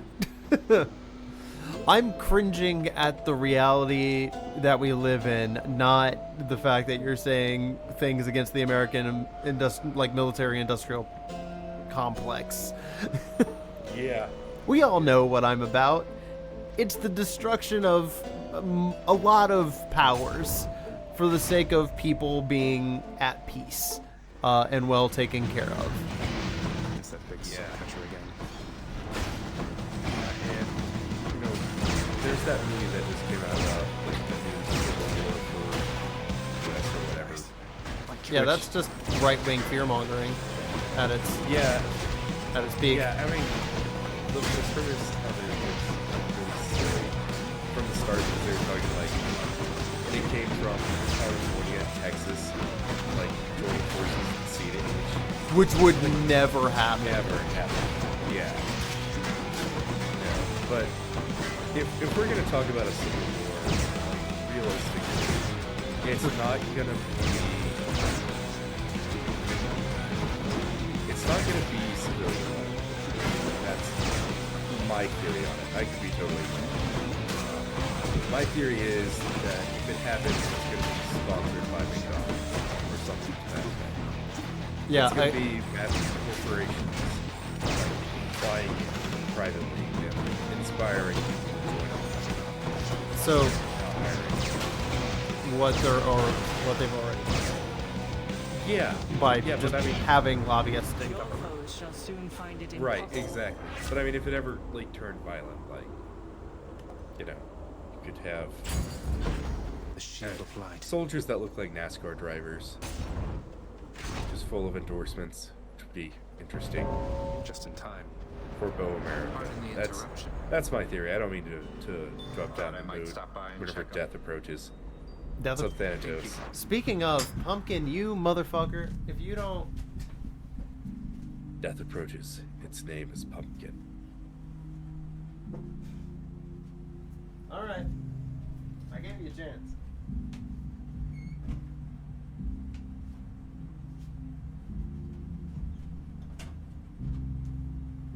Now he gets the lockout Aww. because he's being a bad boy. He won't Monster. leave Toffee in peace. What does Toffee look like? Is Toffee orange? Toffee is like a calico. She's very Oh, pretty. cool. She's terrified of me and most things, so I won't pick her up to show her on camera because she will be just like very afraid. But she's very she's very cute. I don't want you to risk like loss of fury. Yeah. Oh no, her defense mechanism when she is afraid is to like lick people, which is very cute. Okay, that is adorable. I used to have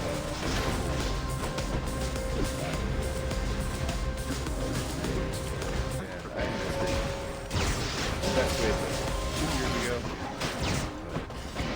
I knew it was real time. We'll go past her.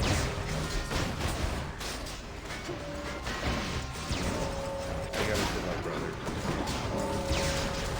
He and his wife had like moved into this place, and the place wasn't allowing them to have pets. So like, they're like, "Hey, can you hold on to her until we get a better place?" And I was like, "Yeah, sure." And she was an old girl whenever I got her, and we had about 12, 13 years together. Anyways, so yeah, he was like, "Yeah, just hold on to her until we find a better place." And then like within a year, he and his wife got a divorce. Oof. And I was like, "Oh, cool." Sure. So, do you want your cat back? And he's like, "That's her cat." I was like, "Oh, okay." That's rough, dude. Yeah. So, you mean that's my cat now? Yeah, that's my cat now. Yep. We've a guest. May you prevail in your battles still to come, Mr. Patroclus. A kiss? Kiss? With gold? I could offer you a kiss with gold, or a kiss. How about kiss? Or some Cyclops turkey, or a kiss. I'm gonna get the gold because I have all of my Death Defiances, so I don't need to get the kiss. The Kiss of Strix will give you all of your Death Defiances back, essentially like resetting as if you're starting the beginning of the run. That's cool. Which is very nice and saves me on a lot of runs. I'll take the gold. No, I just need the gold. It feels weird to kiss you in front of Achilles. Thank you for remembering his name. I did not think. Brad Pitt. Roy, yeah, I can remember that.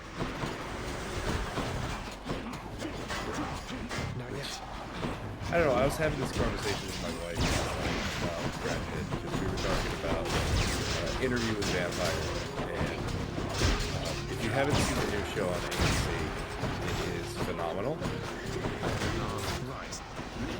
I was never really a big fan of the books or anything like that, but I really dig this.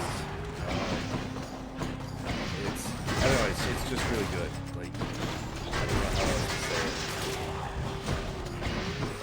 It's a very human character study into all the mythos. But anyways, whenever you have a new adaptation, you have to compare it to the older adaptations, such as the Brad Pitt, Tom Cruise movie, which Tom Cruise did a phenomenal job. All of his ego aside, he was very talented at it, which is very frustrating. Yeah, it's always the worst thing when very prideful people who are dickheads about things are actually just very good at the thing that they're being a dickhead about. Yeah. Exactly. But Brad Pitt in that movie, I will say I love Brad Pitt. He's one of my favorite sons of Oklahoma. I forgot that he was from Oklahoma. Yeah, he likes. Didn't he go to? He went to high school in Springfield, actually. Did he? Yeah. But yeah, in that movie, he's not a great actor, I don't think. His performance was fine. It was better than but it just left some.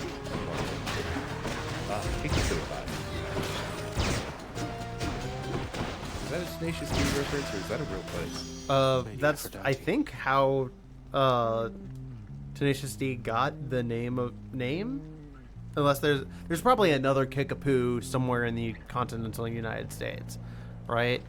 In the name of Hades. Well, now I want to look at that song. But definitely the high school existed before Tenacious D did.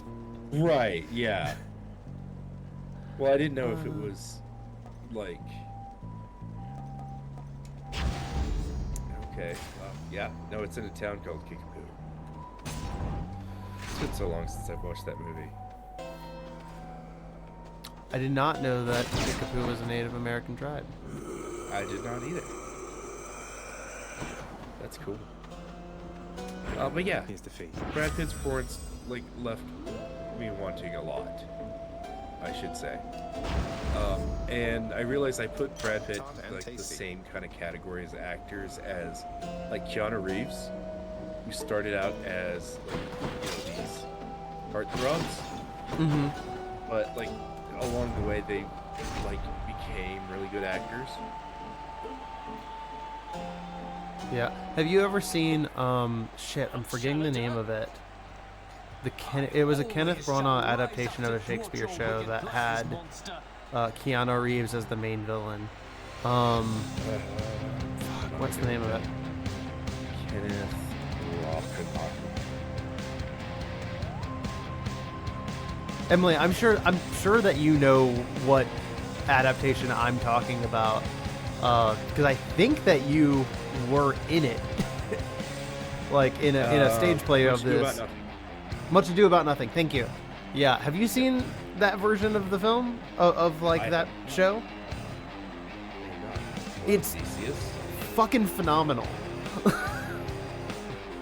I've got to check it out. I mean, it's Branagh doing Shakespeare, so it's Branagh doing Shakespeare. The rest of the cast is A-list, and then Denzel. Keanu is playing the bad guy, which is just very fun. That's from '93. Okay, that's what I was gonna say about the heartthrob actors. Somewhere along the way, they stop being heartthrob and they start being you start really trying to know what they're doing. And I really like to do thought experiments and try to figure out where that happened. I see that. Yeah, Nathan Fillion stuff we got up here. I didn't watch it, but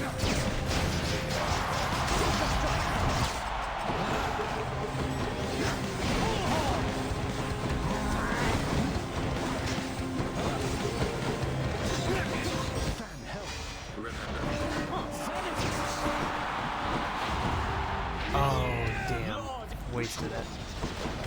That was another one of those they didn't have. Yeah, they were in the middle of shifting to their next phase.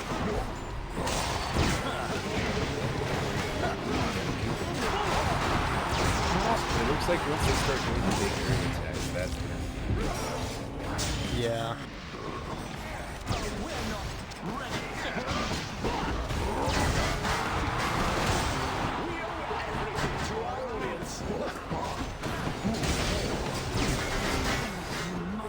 BBC recently did an adaptation of Midsummer Night's Dream. Oh yeah, I want to watch that. It's on Freevee, I think.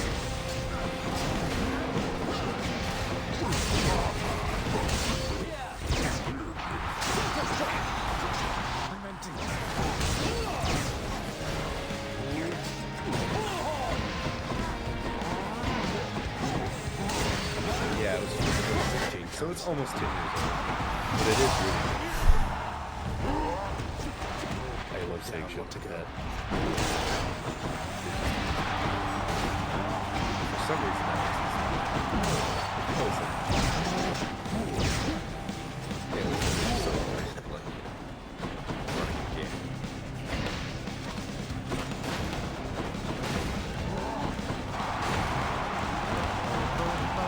Oh god, okay. We're good! We made it! Hooray! Oh, okay, I thought they were stalking you. I was like, oh, this is scary. That now half the place is like. Got them again, my So you shade. want that kiss now? You want the kiss? You want a kiss? I could use a Kiss of Strix. Maybe they cost 200 gold. Maybe I can get one at the shop if I'm very lucky. Sure. I shall stop you by my own hand if I must. We're not. That's my dad. With you the same as all the Hey. rest. Coin goes in, that comes out. Honestly, this run not doing too bad. We're getting to we're getting to the last section of the run. Oh, cool. The maze.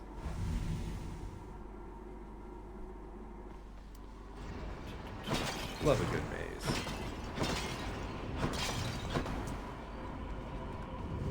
Going through the Temple of Styx. Wish there was a good way to do a maze in an audio podcast, but Right? yeah. But it just turns into, yeah, you're kind of wandering around aimlessly for a little bit. Lots on offer here. You know, roll this to try to find your way. Whereas, like, you know, if you're doing a home game, you can do, like, cover up sections of the board a little bit better and do a maze that way. Yeah, but even then, like doing a maze just like in general in tabletop is kind of difficult. It's difficult to make engaging in That's a lot of ways, I think. Yeah. I mean, that's essentially what a dungeon is, right? Yeah, I mean that's true. Some people live for that stuff. Like, I have a friend who's currently engaged in year 5 of an 8-year campaign in a mega dungeon. Whew. I'm just like, why? That is such a commitment. He's like, yeah, it's gonna be so fun. What's my character? I'm like, I would say that you wasted so much of your life, but then I feel like my parents saying that. Yeah, right. No, man, just knock yourself out. Stuck.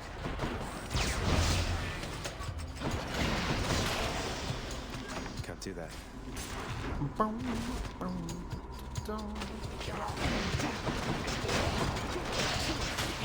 I just want to play more games.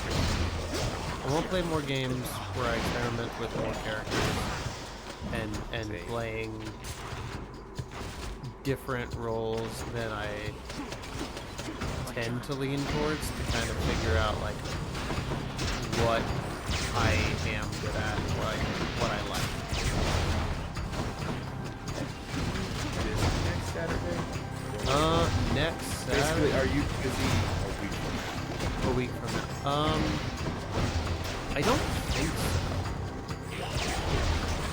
Because, I don't know. I'm not in charge of this, I should preface that. Zero is doing his stream just played with. Oh, cool. And he had somebody who unfortunately had to drop out, a new person. Yeah, like, the elevator pitch for it is, like, it's a family of hunters who are going on a reality show for monster hunting. Okay. And, yeah, it's like a last-ditch effort to save the parents' marriage. Oh, fun. Yeah. So it's I like think the kids one said part reality show, one part Parent Trap. Yeah. Yeah. And I think the way we're going to go about it is, like, we would be a family of hunters going up against another family of hunters. Ooh. To see who can solve the mystery first. Through here. I'm back. I like that. I'll take it. I'm currently drawing up a character to play a werebear, I think. Where to? I think I'm going to be a Papa Werebear. Try this way. I could be a very beautiful son. Again, surprised you're playing a male character. Usually whenever I play with you, I typically play a female. I played Mar once when we played a Yeah. game. Yeah, I do generally tend to play. I think it's because I just like female character, like strong female characters in media. Yeah. I can definitely vibe with that. Do I want to get rid of this?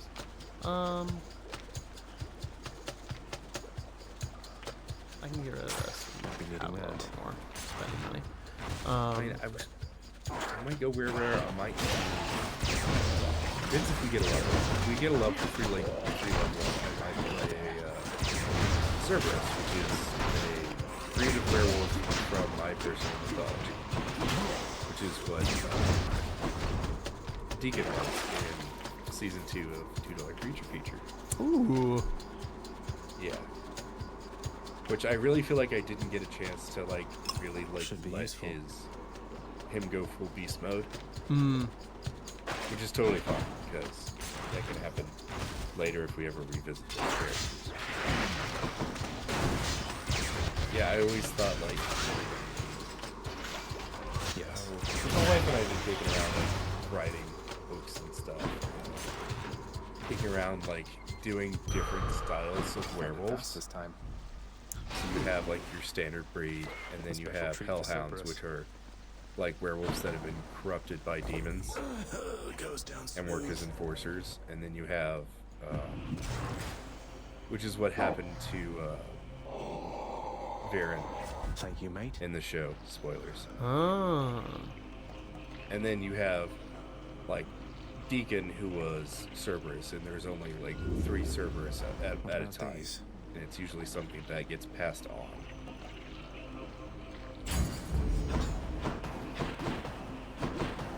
So it's like a legacy thing. Exactly. I like that.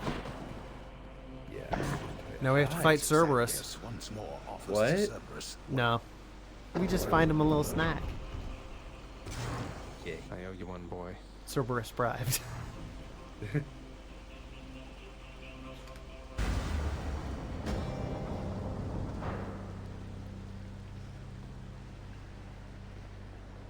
So is this like your dad's made a deal with you to get through here and he'll let you go? Or is it like you're mad at your dad and so you're going all the way up through? Yes. It starts as the latter, and now it is like, this is my job, essentially, is to just see how quickly I can get through to test the like security of Tartarus itself, functionally. Okay. Oh, wow, we have to fight Dad now? Yep. Okay, careful.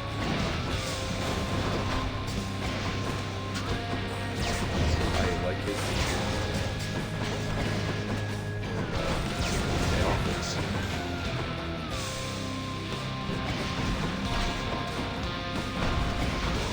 Is that what it's called? Girls Two Bones? I shall be right back.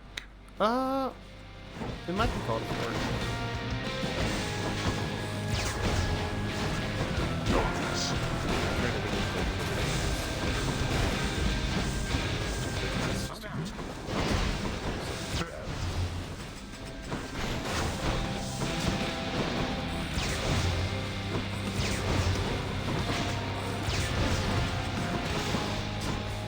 So is that scatter shot blast? Is that your gun?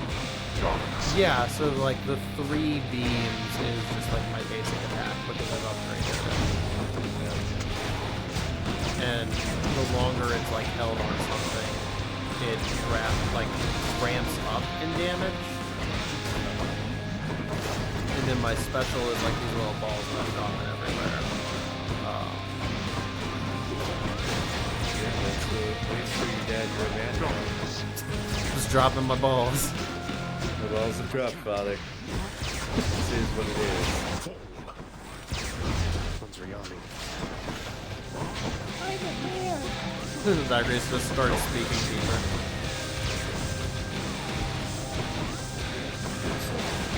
He just does an impression of his dad.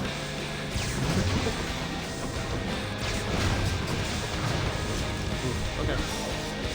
Oh, that hurt, damn it. Not yet.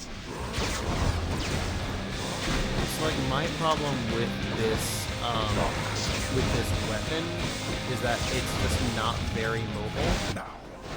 You have to stand in place to be able to like use it, and it takes time for it to like actually start doing any significant damage.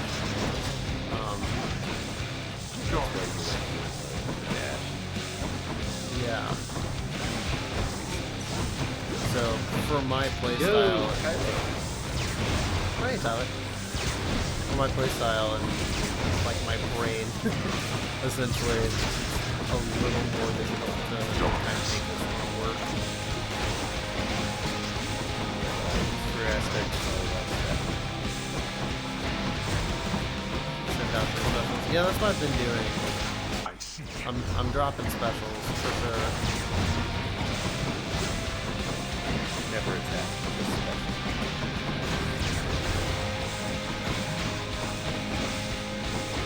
Attack triggers special. Don't attack. Attack. This is like straight up style fighting. To attack, but not to attack. Oh, that hurt. Has your dad done his like last starting home thing? No, we're not even on the. We're not even on phase 2. Oh, okay. Oh, he's got 3 health bars. Gotcha.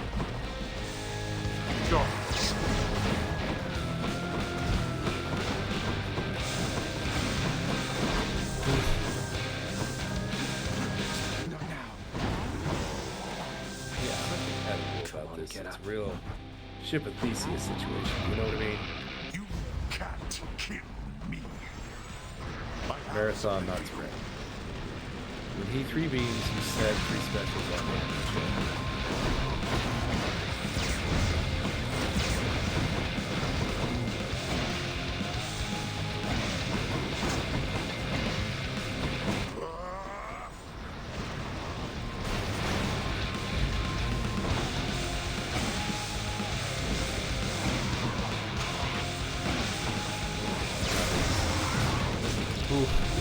shoot beams over that wall. Death is inescapable.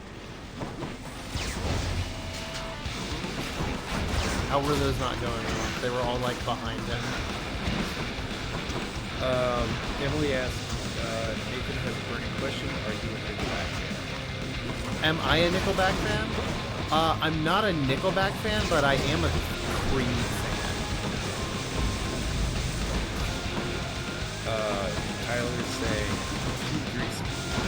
shoot 3 specials on the column, shoot 3 specials on this one.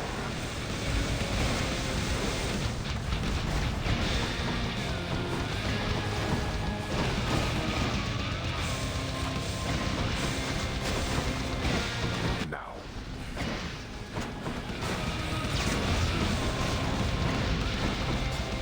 The goals. Yeah, that one.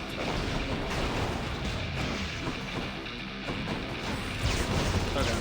This on yourself. Okay. Are you about dead? Almost. Go do that.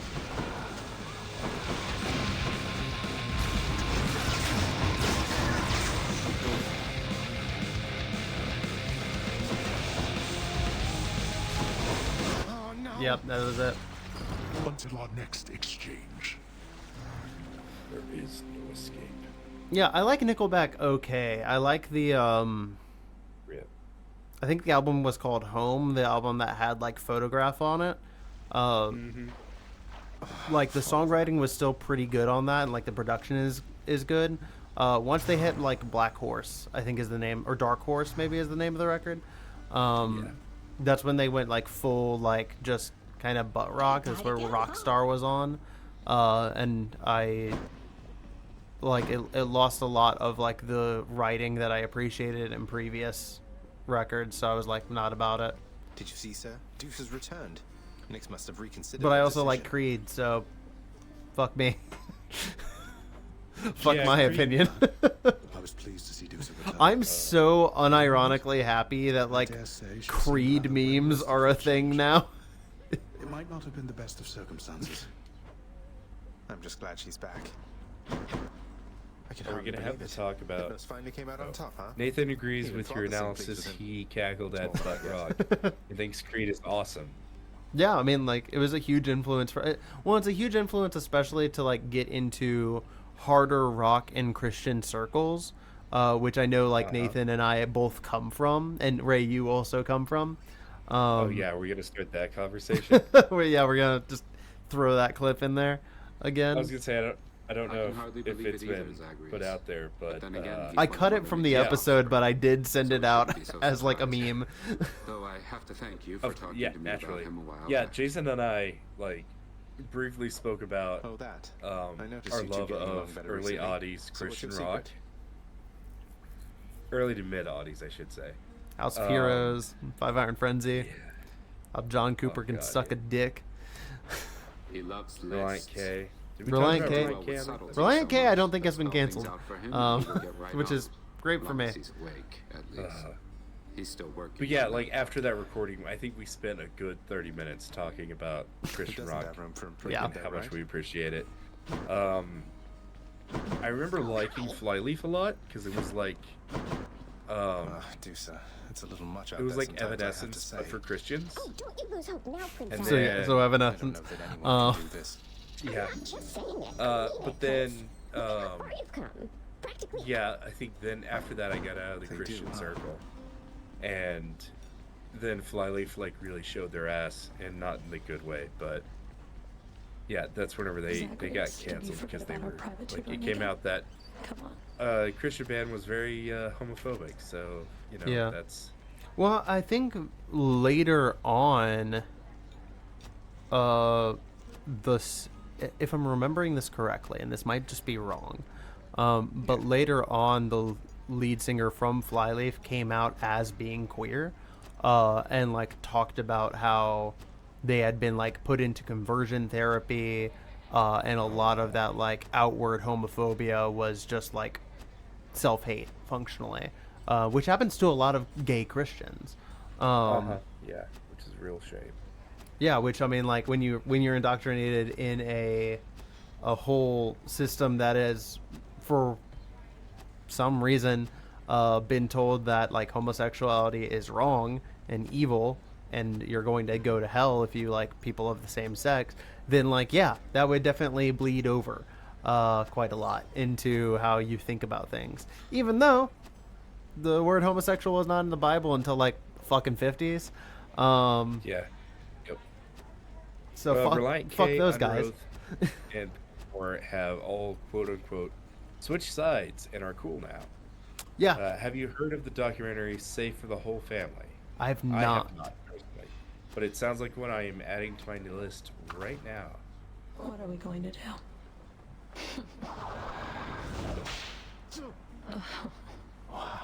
Literally going to be the cover of like.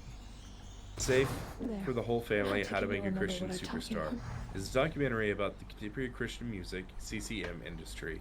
Yeah. At the beginning of the 21st century, featuring acclaimed artists sharing their thoughts. The documentary also explores issues that arise when Christians promote certain people as models of goodness and godliness. For example, one artist says that artists in Christian music are, quote, put on the pedestals as role models, but it's like role models on steroids. Yep.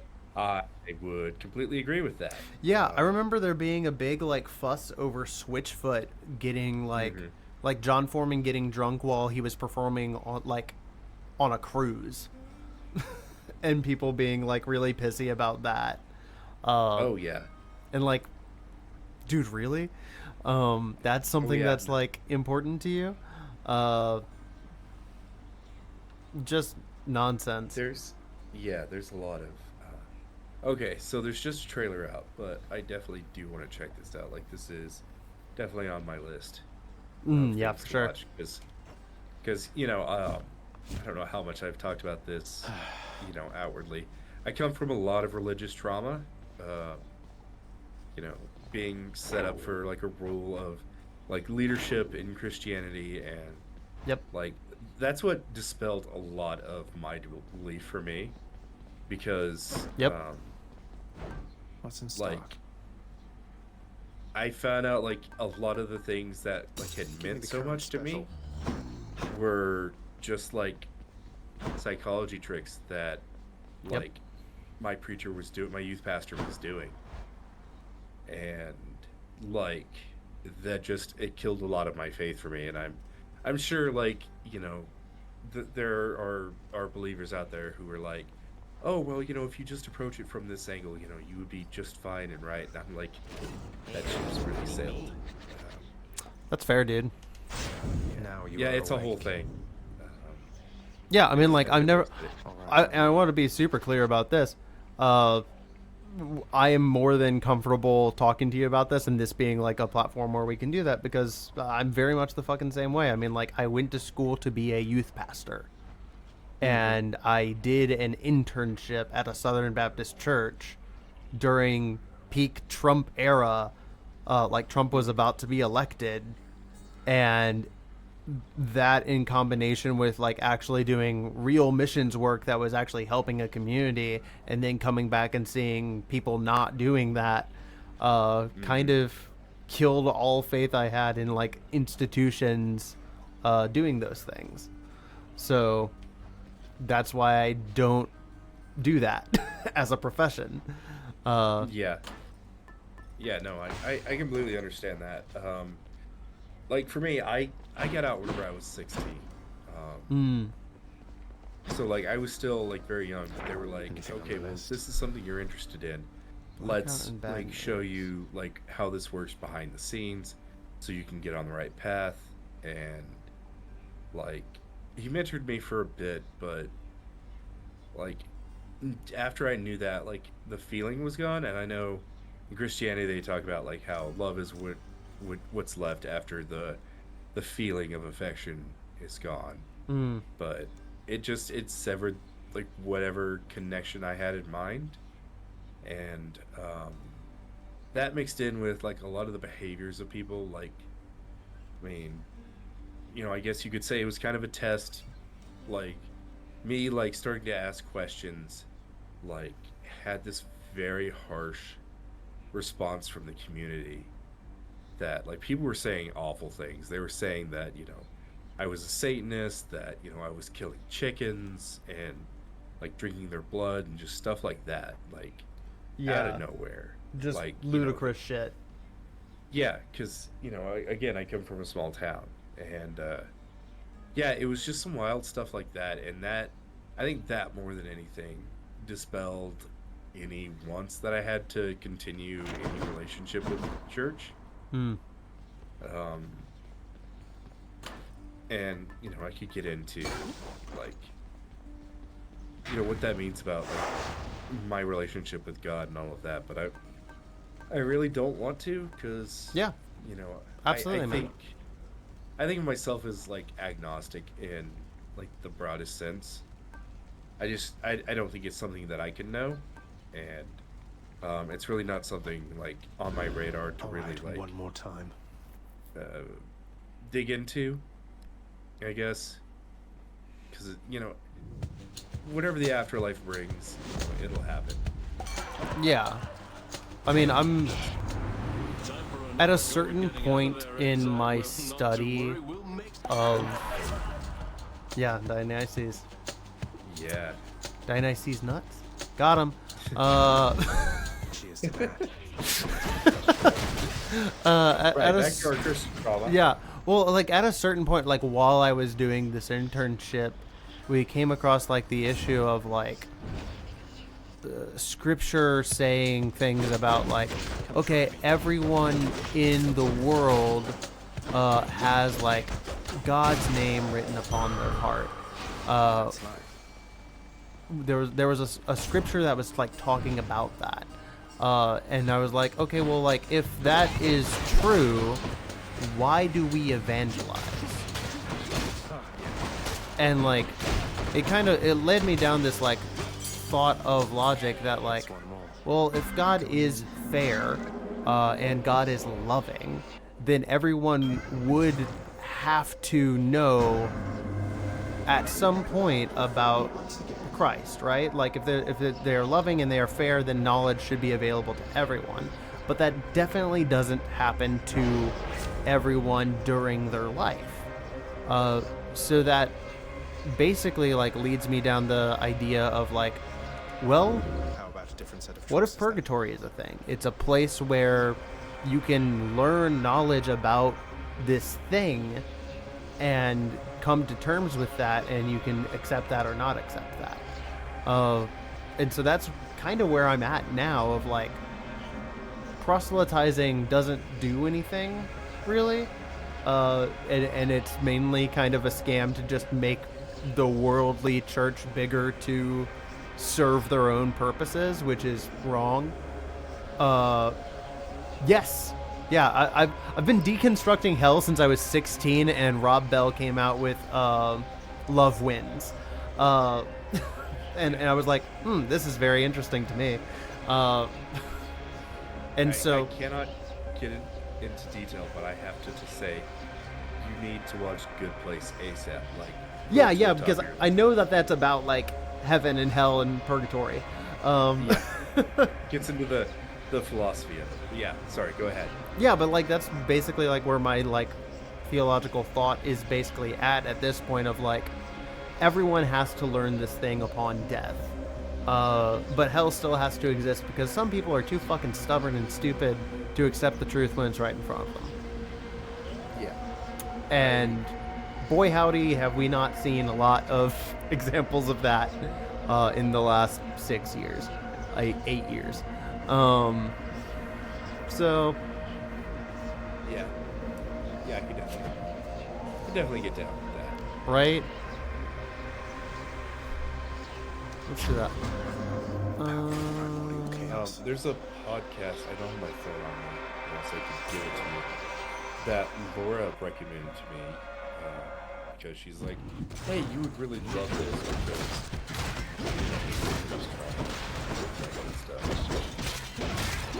but it features an atheist and a biblical scholar.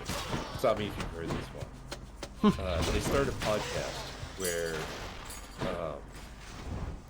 the atheist is trying to understand what's for sale, like why the church is the way that it is. I'll just take this one. And the scholar is like talking about why why people would do things certain ways and why it may not be right to do it thusly.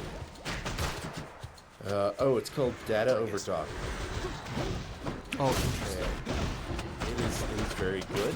I highly recommend it. It is not a podcast like if you're looking for a gotcha, this is why religion's wrong, or this is why the church is wrong. It's not that kind of podcast. Honestly, it's kind of refreshing getting that atheist perspective to not be like out there trying to disprove Christianity and call it names and all this, because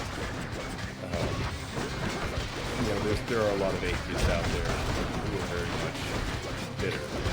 Oh yeah, for sure. I mean, like, there's a lot of people that have been actively harmed by these power structures, and I don't blame them for being upset.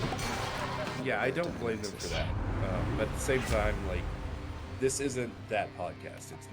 It's not for that. It's not deconstructing. It's not trying to destroy.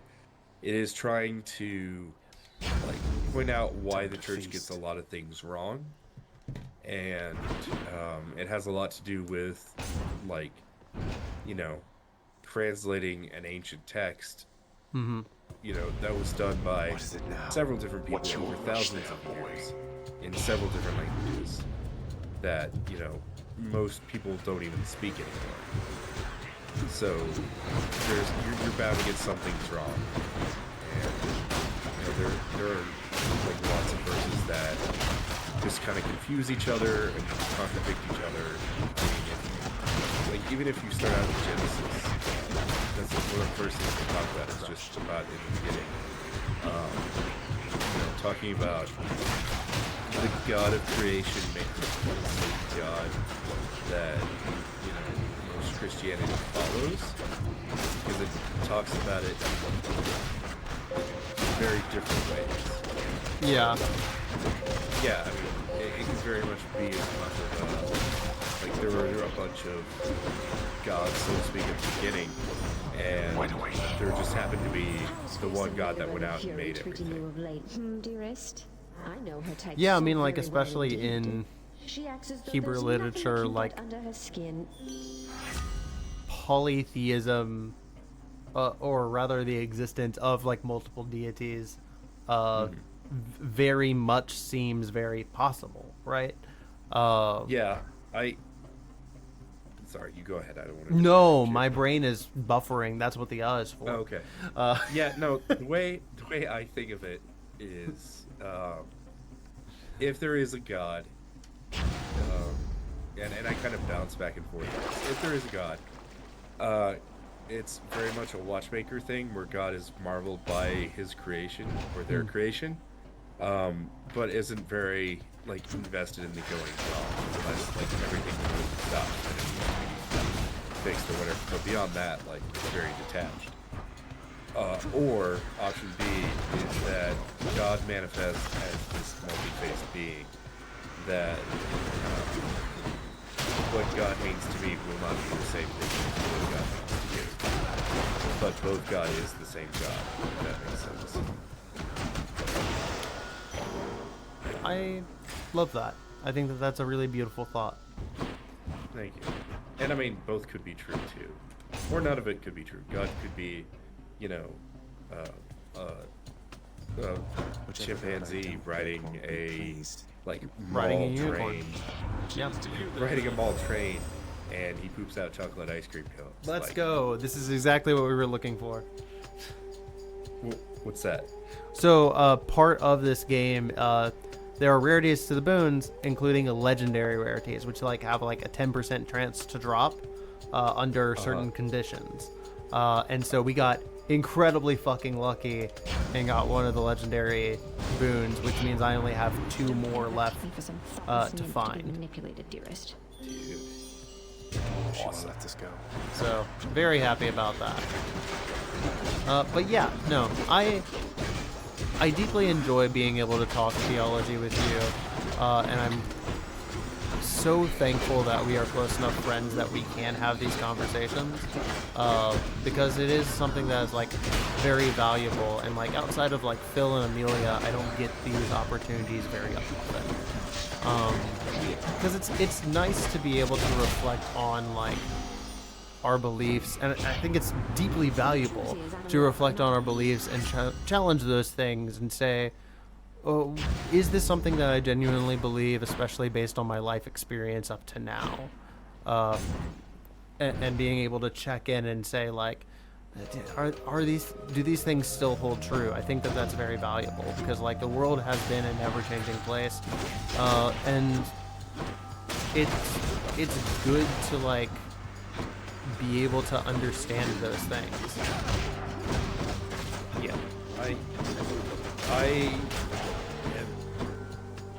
I love to talk about this stuff because it's something that they can say with sincerity.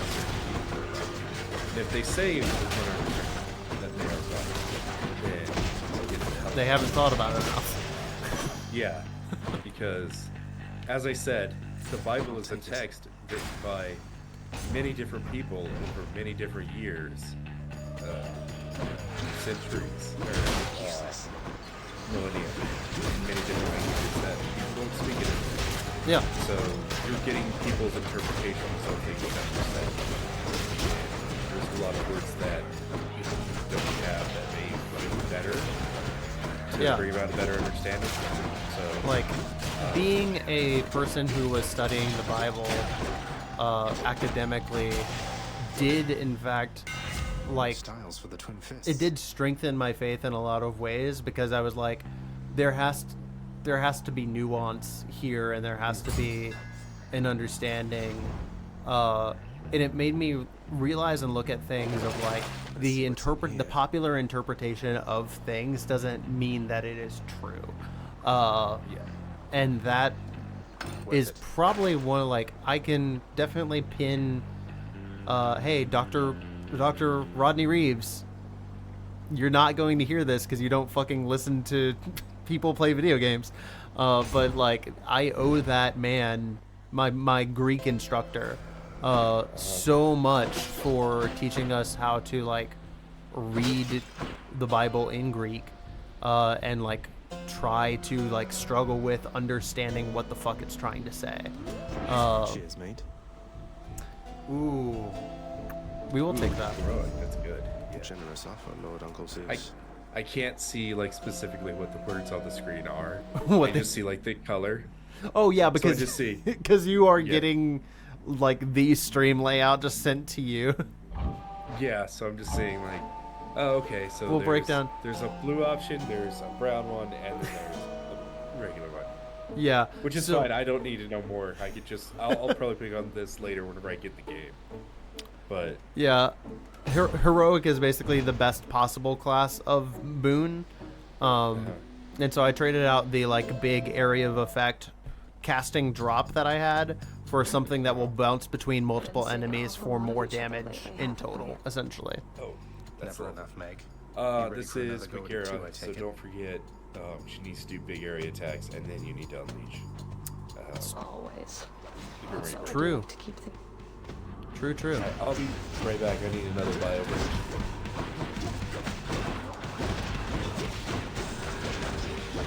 want more. That's just not enough. It's fine. What's this do? It's my regardless. I'm empty.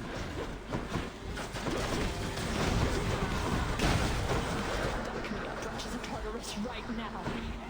Thanatos, don't make me do this. I told you to get out.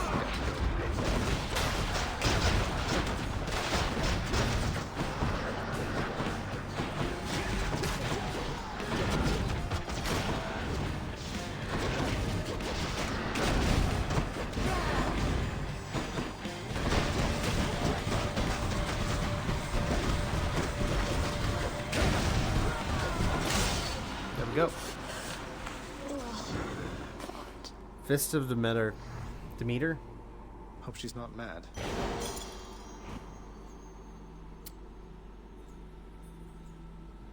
Definitely I think probably my favorite weapon.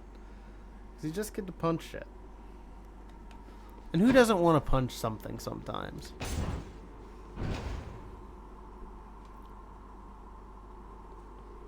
Bum bum bum bum bum bum. Bum bum bum bum bum How many times? Have to keep going. bum. Let's see here. To get Poseidon. Special.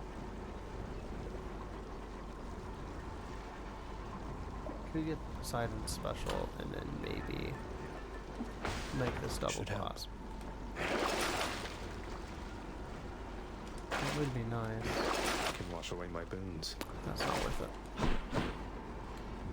Let's go up. Bum, bum, bum, bum, bum, bum. Bum, bum, bum, bum, bum, bum.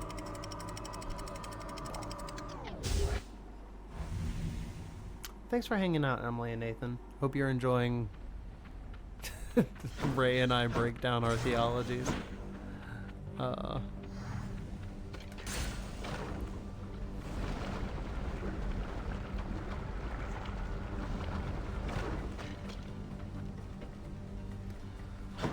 More burn flingers? Okay, I'm back. Sorry about that. Oh no, you're fine.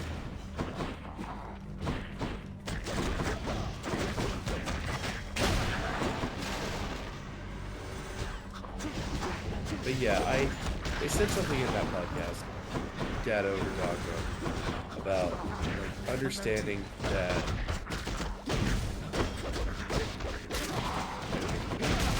the Bible is a guidebook and it's not meant to be like this end all be all like religious text. Yeah. So that's how I like to look at it. And it really like messed with me. I don't know how in on religious politics you are right now, but the Methodist Church kind of had this big split. Oh, really? Yeah, the Universal Memorial Methodist had this big split, which happened with my local church. We have spent too many hours studying this shit. We love this kind of conversation. Oh, cool, thank you. Yeah, I would love to talk in person at some point about this. I would too. Yeah. We should yeah, like if next time that we're in the States, we could all get together because Emily and Nathan are in Missouri. Oh, that's cool. Yeah, that's awesome. So we could all meet up in Kansas City or something and get lunch. That sounds great. That's like I think it's an 8-hour drive for me, so that wouldn't be that bad. Jesus, I forget constantly because I'm used to my parents who are in Sperry. Nobody's gonna go fucking find my parents. I'm not afraid to dox them. What are they gonna do? Go give my family money? Please. Just show up to your parents' house. Hey, one of Jason's friends. Please help my brother. Like, I don't care. They'll be fine. Let's get this done. But yeah, that would. I always am like in the mindset of like, oh, it's like 4 hours. That's fine. But 8. I forget how long Oklahoma is. You brazen wretches Yeah. Well, like, so going to Kansas City is probably my time we're gonna go for our honeymoon. But we got married February 29th, 2020. I see. So my bachelor party, which was really like exciting for my wife and Thanatos has series by Alfred vibes. Oh yeah. But yeah, my February 28th, my wedding reception / bachelor party. Everybody was there, and it was probably like an 11-person game of Monster Hunter. Wow. Yeah, it was really fun. My buddy like rigged it up where everybody had 3 cards they had face down, and for a hard move, you just flipped over the card, and it said if you were safe or infected, and he ran the thing. That sounds very fun. Yeah, and if you were infected, he had like this infected play sheet that you could do. Hey, Life from the Apocalypse is here, along with Hey! Raid from the Apocalypse. Oh my god, thank you so much. Ah. Yeah, thank you. That's so cool. That's awesome. I want to take the opportunity, since you are here. I fucking love you guys, and I'm so sorry that I'm not in your stream and chat more often. Because you guys are a genuine force for fucking good in this world. And for Emily and Nathan, Live from the Apocalypse is a TTRPG Twitch channel that if you pay them anything at all, it immediately just goes into charity. They're constantly running games all the time for charity, for various different ones. I got the opportunity like a year or 2 ago to run a Christmas Monster of the Week game for them, and that was a wonderful experience. So yeah, I love and respect you guys a lot, and it means a lot that you'd raid in. So thank you. Also, my wife is here. Hello. We've been talking about theology because that's what happens when you leave me and Ray alone for too long. I love Dr. Duff orders.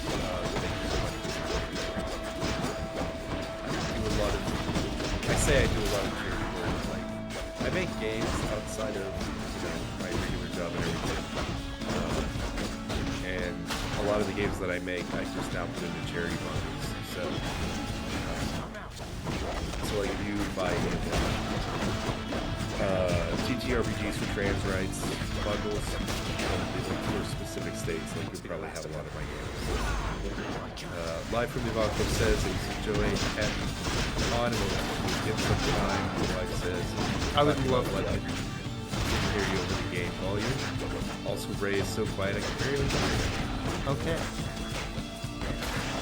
You might want to turn up your mic, my guy. Yes, I definitely know how to do that. That also might be a thing I found with Twitch mobile, that like the mixing is not very good, so things end up being very quiet a lot of the time. Okay, how's it? Am I coming out louder now? This Maybe. is exactly what I wanted. From that experience. Good. That was from before. I think you're better. I will also see. Let's go to Discord, and You I can also have you. just turn down the. Yeah, I the have you game as audio. turned up as I can, Okay. and we'll just turn the switch down just a little bit more. Okay. Cool. There we go. All right. Yeah, no, Live from the Apocalypse. Literally anytime that you want a pitch hitter for games, if it works for my schedule, just let me know. Like, if you guys need somebody to run something at any point, I would be more than happy to continue working with y'all. You're wonderful and just a genuine force for good, and it's an honor and a pleasure. So, Yeah, absolutely. Anytime you can get Jason on, do it. Because I'm a big fan of Jason at Phoenix Revolution. yeah, I actually Especially want to 'cause- run a sequel to that. I want to run a sequel to that game because it did set up a lot of magical items going missing. And that could be its own series in and of itself, just tracking down those things. Oh yeah, you got to play the opposite holiday to Christmas. You got to play the 4th of July game. The 4th of July game where you go pick up a haunted Nintendo 64. All right. Fun question for y'all. If you could pick a Greek god for a parent, who would you want? Ooh. Who That would is a not very good immediately just rip me apart? Who would not sacrifice me on a mountain Let me see here. for like a box of Skittles? Probably Poseidon. I feel like Poseidon would be a good dad, but also very chill. I'm also basing a Yeah. lot of this off my interpretation of the Hades characters. And Percy Jackson too also makes Poseidon look like not such a bad guy. I'll be real with you. I've actually never read Percy Jackson. Somehow I didn't get into it, which is wild considering the genres of fiction that I read. Yeah, Percy Jackson came out after my time. Like I just missed it. I grew up reading Animorphs, and the Left Behind series, but again, religious trauma there. I'm avoiding this question because I'm still trying to think of a good answer. Because like, there's an appeal to having, like, Ares. Because you always think of Ares as, the strong fighter, which he really wasn't in Myth.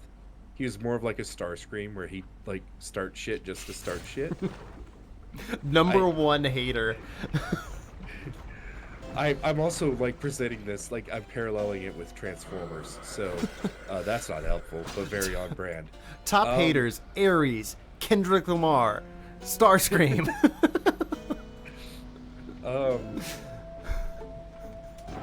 That was funny. I think honestly, like I would really like to have Hephaestus as a Greek father. Something that's not these. How about some other names instead? Just because, like, I don't know.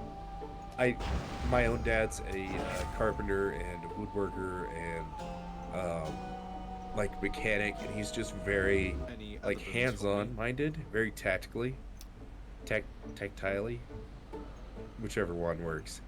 And I'm very much not that, so like that's one thing I would really want like my godparent to pass down upon me is just skill to build stuff that's useful and not Legos. Yeah, I get that. That's kind of also where we've talked about this. Our dads are kind of similar in that way, where they both kind of taught us a lot of woodworking. Yeah, my dad taught me two things: woodworking and how to cuss.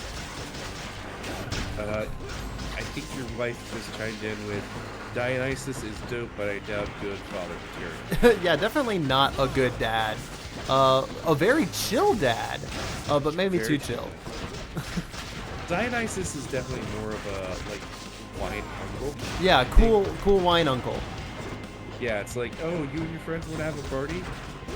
Oh, is this what you're bringing to your party? Come on, let me let Uncle help you out. I'm gonna step it up a little bit. You'll thank me later. Yeah, he's the cool parent of like your friend that lets you guys drink at parties because he's also around. He's like, oh no, it's fine, I'm here. He's just like fucking blasted. Your wife says that what she bought for lunch, she hates it. And it sucks because she doesn't have time to get anything else. I'm sorry, that is the worst. I always keep Dionysus is like the bomb for me. Yeah, cool exactly. I would love to see Amy Poehler play Dionysus. That would be so cool. Nathan says Hermes. Emily says Apollo. He has issues, but he was good to his kids. That is very true. Ooh, Apollo would also be good. I also think Artemis would be an excellent parent. Yeah. I feel like Artemis would be like... Artemis would either be like a really good parent or fucking ruthless. Yeah. I feel like if I had Artemis for a parent, like I would also have another mom, because I think that would just... I don't know, she just screams those vibes to me. Yeah, that I just have two moms. Also, I really empathize. I've had lots of those lunches lately. Thanatos is daddy, but that's not the correct definition. Thanatos is a twink. He's a twunk. Twunk, yeah. A twee twunk. Him and his Korean boy band haircut. I was going to chime in about bad lunches. I always carry a big sack of almonds with me, just in case I get a bad one. Daddy twunk. You're like fucking Brennan Lee Mulligan talking about. Oh my god, yeah. I saw that and I was like... Shovel almonds into my back so I can keep doing the story. Yeah, it's funny. I started a D&D club at my school, and they're always like, so did you bring snacks for us? And I'm like, you all don't understand how this works. You bring me snacks. You bring me snacks because I run everything else. Like, you guys gotta get this together. Yeah, but then I showed them that I had this big bag of almonds, and they proceeded to eat it all. And I was like, I've never been so upset and also impressed. And also vibe with another group of people so much. Right. So, shout out to my D&D club. You all are watching. Because I have boundaries professionally. That's fair and good. Okay, yeah, sorry, I was interrupting you. Go ahead. No, you're fine. I was just going to say how supremely jealous I am of the fact that you can run a D&D club because I'm teaching like 6-year-olds. And like, while my 6-year-olds are fluent in English to a level that American 6-year-olds aren't, yeah, definitely still couldn't run an RPG for them. Colossus Snuggle, good. I recommend doing any of the goon hacks, the tunnel goon hacks. They're good for running for younger ones. I don't know how well for 6 I don't know if you saw like what happened to my face when you said goon hacks. I was like, no, we're not teaching the kids gooning. We're not doing that.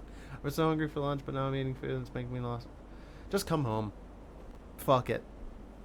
Fuck it and fuck them. Yeah, go home. I don't care anymore. Yeah. We'll find a different job. I don't know what you're doing, but yeah. We don't care anymore. I mean, if you want to teach science, my school's hiring.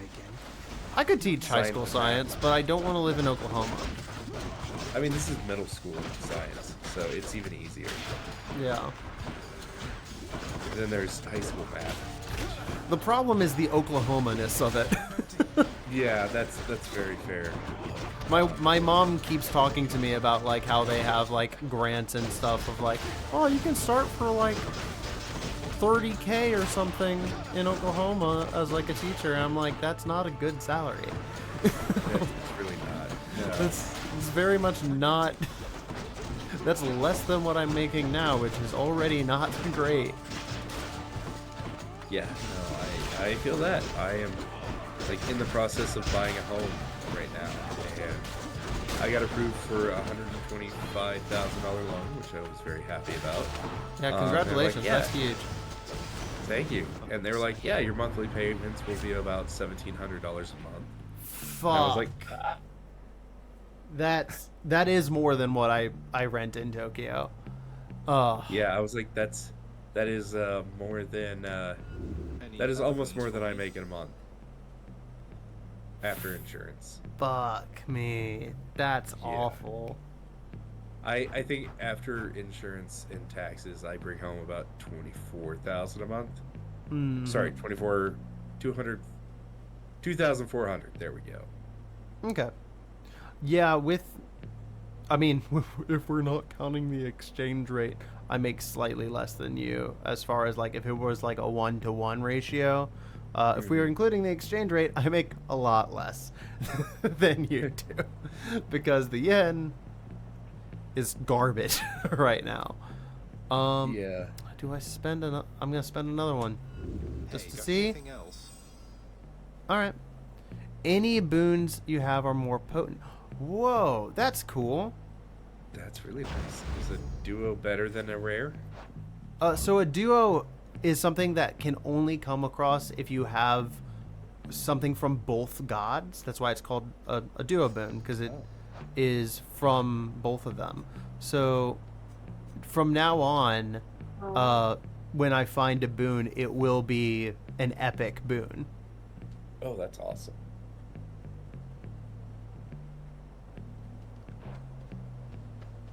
I agree with Emily. Feeling nauseous is a good indicator that it's time to go home.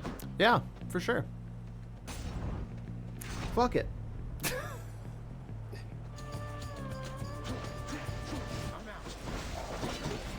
I love and respect you, and I will have dinner made when you come home. What do we have? Oh, we're gonna have some bourbon chicken tonight. So do you have to get the chicken drunk for that, or? You know, it's not necessary, but it is preferable. Fair enough. Yeah, I get that you're halfway through. You might as well get it done. At the same time, like... Yeah, but we can be we can have wishful thinking for you. I know that you wouldn't. Unless it was like an actual serious emergency, more than likely you wouldn't just like leave. Because you're not me. I can't look on me when I'm filling up on potato chips. That is such a fucking move. You know what's better than potato chips though? Almonds. It is the holy nut. Father, Son, Holy Ghost, almond. Thank you for laughing at that. I did that to my assistant principal one year, like my first assistant principal. And he was like, you know, like really going keto, and he's like really like working on his diet and stuff. And he's like, yeah, man, I gotta eat these almonds all the time. And I was like, well, you're in good hands there, because that's the holy nut. And I did that joke, and he just stared at me like I was an idiot. No time to lose. A valid response.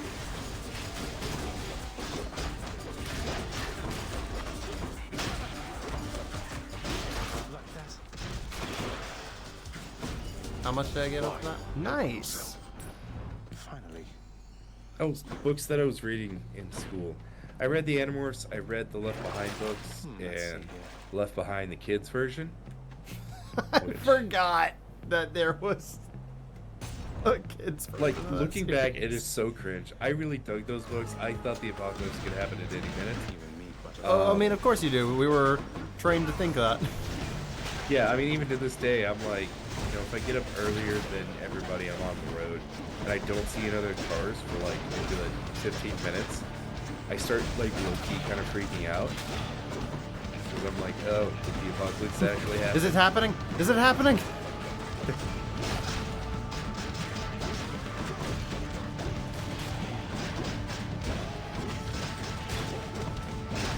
It's good to know that I'm not the only one who thinks these things. It's very reassuring.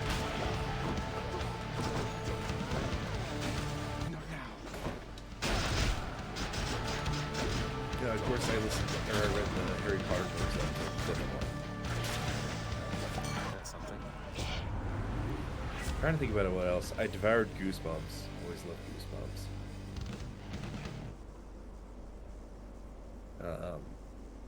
I remember my librarian was always upset with me because she was like, there are other books you could be reading because you're so smart. And I'm like, yeah, but I don't want to read those books. Right? Emily says, I also read the Left Behind and Left Behind Kids series. Far too young. But maybe because of the autism. I always read them as really bizarre fiction and never took them seriously, which is a mercy. Yeah, it is. That's fair. I wasn't laughing at because of the autism. It's just I can definitely relate. We're all there. Yeah. Late adult diagnosed autism, or not diagnosed because you've developed coping mechanisms that too good. Yeah. Yeah. Yeah. Yeah. I definitely get that. I was reading stuff far too advanced for me at the time. And then stuff that wasn't. But yeah, I definitely get that. The autism is the thing that makes me laugh all the time. I'm glad. That's a good thing because I have ADHD, which I'm not sure if it is like autism, but it makes me cry a lot of the time because I just want to do things and I can't do things because there's so many things to do. Yeah. And what if I start one thing and then another thing gets jealous of me doing that one thing?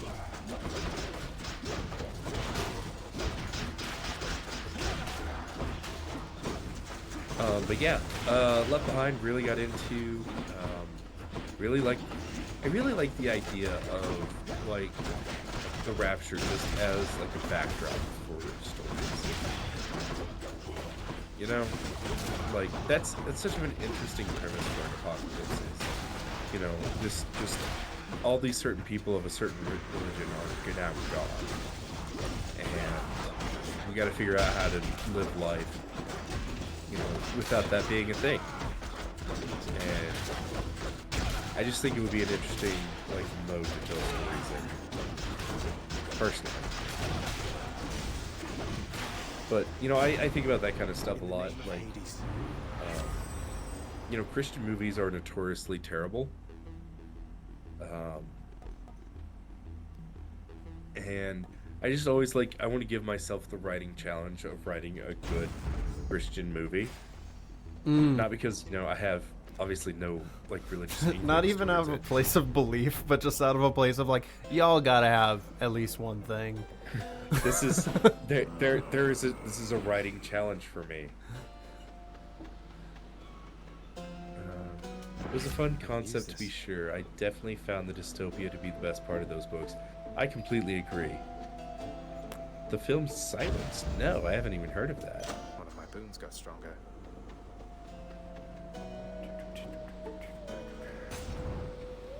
(2016) Adam Driver. Oh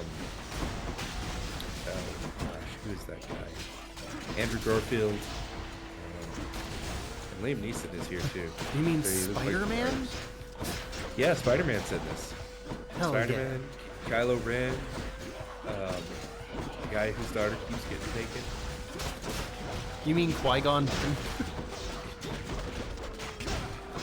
Two 17th century Portuguese missionaries, Father Sebastian Rodriguez, Andrew Garfield, and Father Francisco Guadalupe, and a driver embark on a perilous journey to Japan to find their missing mentor, Leopold. While there, the two men minister to Christian villagers who worship in secret. Caught by feudal lords or ruling samurai, they must renounce their faith or face prolonged and agonizing death. This is a Martin Scorsese movie. Okay. That sounds good. Yeah, that's hella interesting. Do I want more boons or do I want more health? I want more boons. Let's see. See what we could do. It's a damn good movie and it'll make you cry. We'll have to put it on the list. I always appreciate talking to Emily and Nathan about movies because they always have very good recommendations. Yeah, that's a very good recommendation. Oh, hey, your wife has to leave. Bye. Bye. I love you. I'll see you tonight. It's also based on a true story. Okay. I'll check it out. It's probably one of those that I gotta watch alone because, like, there are certain movies my wife just doesn't like. She has movies that she likes, and, like, this one definitely screams like it was made to get the appeal of the Oscars. Hey, Zeus. Had to choose. Yeah, see what I did there. Hey, Zeus. Jesus, but not. But yeah, no, my wife doesn't care for movies like this, so it's definitely one I'll have to watch on my own. But I would give it a watch because it looks good.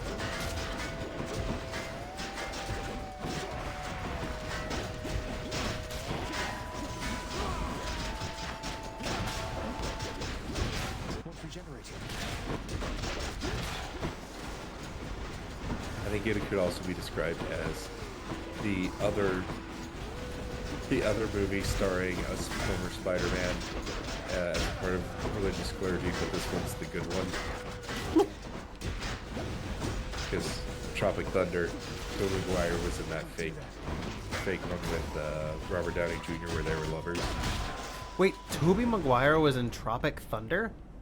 Yeah. Because at the beginning of the movie, they showed, like, trailers for each of the actors to kind of introduce them. Yeah. And Robert Downey Jr. is, like, over-the-top method actor. Like, was in this, like, religious drama movie that was, like, clearly for Oscars. And, like, they were clergymen who were also secret lovers. If I'm not mistaken, I could be, like, thinking he's Jake Gyllenhaal, because I do that sometimes. Yeah, I do get Ryan Gosling and Jake Gyllenhaal confused a lot. Really? They just look like the same person to me. That's fair. But yeah, they had, like, this good montage at the beginning of it, because they have that one, and then the next one was Ben Stiller's character in, like, his, like, dumb action movies, which, you know, small shout out, because I really love Ben Stiller as an actor. Like, he's great as just whatever role he picks up, and I don't think he gets enough, like, acclamation for that. But, like, yeah, a Ben Stiller movie, like, I always love. Anyways, and then, of course, they had the rapper who did the Movie Sweat energy drink. And then there was Jack Black, whose mom was an actor. He did, like, a spoof on, like, the Nutty Professor series. But it was all about farts.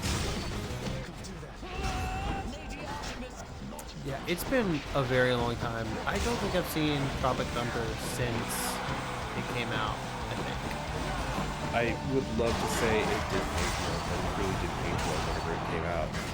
Yeah, it was kind of the point of the movie, Yeah. was that it wasn't going to age well. Yeah. But, you know, I mean, any comedy that's older than 5 years old probably hasn't aged well. It's going to have a part that makes you go, "Ugh." Yeah. There are some evergreen comedies, I think. I like Stranger Than Fiction. That's one of my favorite movies. I haven't seen that one. Oh, it's excellent. It's a Will Ferrell. Stranger Than Fiction. I'm sorry. Yeah, no, that was a good one. Yeah. Think of it as a comedy, though. I think of it more as, like, it was a drama piece. It's like a slice of life kind of thing, right? Yeah, like slice of life, romantic kind of. Yeah. Maybe. I could be wrong. I don't know. I have a very specific idea. You got me. Yeah. Was that final level? Or was that... Oh, that was... before? That was, like, right before the last, like, section. That was the end of the third section of the run. Gotcha. I can do better than that. Yeah, no, Stranger Than Fiction, I really love, like, the concept of it. It's so good. Yeah. Congratulations. It's one of those, like, first movies that I, like, really latched onto, and it's just one of my favorites. Yeah, I can dig that. Sure did. UHF, surprisingly, like, has aged fairly well, I think. Shades are stacking up. I don't think I've seen UHF or heard of it. Oh my gosh, Actually. it's Weird Al Yankovic did a movie, filmed it in Tulsa, of all places. and he's kind of like this dreamer who gets fired from every job that he has. Mood. And so he and his buddy, after getting fired from Burger World,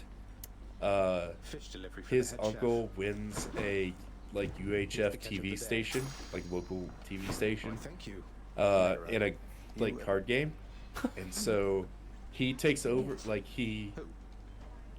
his aunt like convinces her husband to hire him and his buddy to run the station,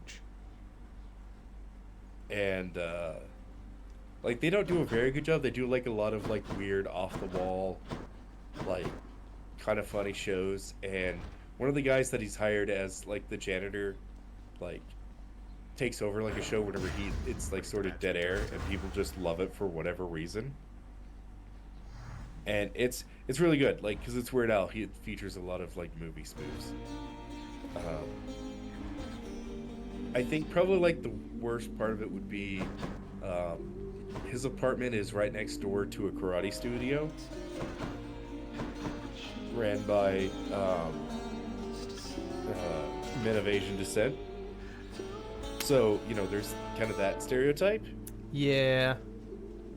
But, I mean, they have, like, funny bits, too, from there. Like, they have a show called Wheel of Fish that the karate instructors do, where they're like, oh, you get red snapper, which is a very good fish.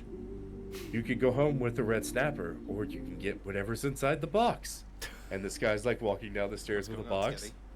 And, like, you know, people are, like, yelling out, like, take the fish or take the box. And she's like, I'll take the box.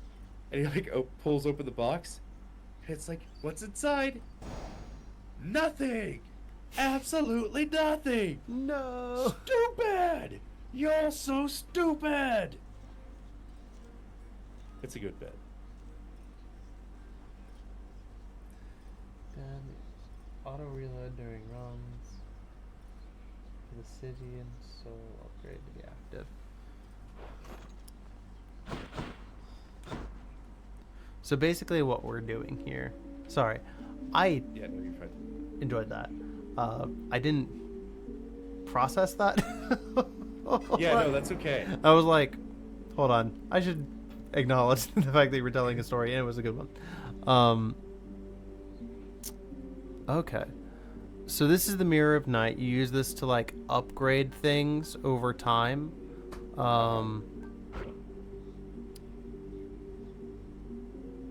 Okay. And so it gives you all of these bonuses. To get a specific legendary boon, I have to have, like, one thing on in the Mirror of Night, and then find the auto reload boon.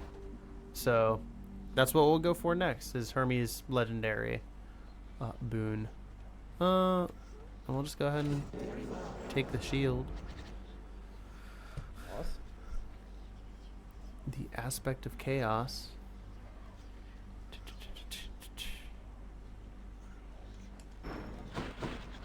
You have your own aspect too. That's pretty cool. Yeah, so these are all like legendary weapons, and when you first find them, they are all just like the aspect of Zagreus, because they are like reflecting what Zagreus's personality gives them. And then over time you unlock other aspects of these weapons as they were like as they either were handled or will be handled by other like legendary figures. So like the sword can turn into Excalibur, but on the timeline you're like not sure if Excalibur, like if that's even happened yet, kind of thing. Okay, that's cool. Yeah, it's getting kind of late for me. I may drop out if that's okay. Yeah, for sure. I think if you're gonna drop out, let's just go ahead and call it here, because I could literally do this all day because it's fucking 2 p.m. So, yeah, I think that this is a wonderful place to stop. Thank you so much for hanging out. Tell anyone who watches the VOD or is in chat still who you are and what you do. Oh, me? Yeah. Oh, okay, for some reason I thought you were talking to Emily for yeah. I'm Mr. Ray. I am the host and keeper for $2 Creature Feature. I also make games on itch. Um, like I was saying, whenever we got rated, um, you know, if you bought most charity bundles, you probably have some of my games and not even know it. Emily, it was nice meeting you. Um, if you want to hear some of my stuff, but you don't want to listen to my show, I have guest ran episodes on Memester. It's true. So you can check those out. Multiple now, actually. You ran the Halloween Yeah. episode and the Sitwell Family Vacation, which the last episode came out a couple weeks ago. And the next episode is coming out in about 9 hours. So enjoy your weekend. Listen to me be a dad. And listen to Ray have a ton of fun torturing us. All right. Bye, everybody. Bye, everyone. Thank you.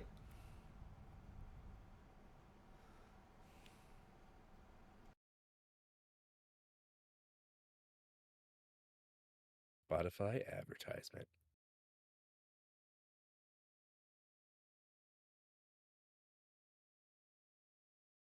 Alrighty. Well, thank you so much for letting me come in and do this, because this was a lot of fun and it was a nice way to end the week.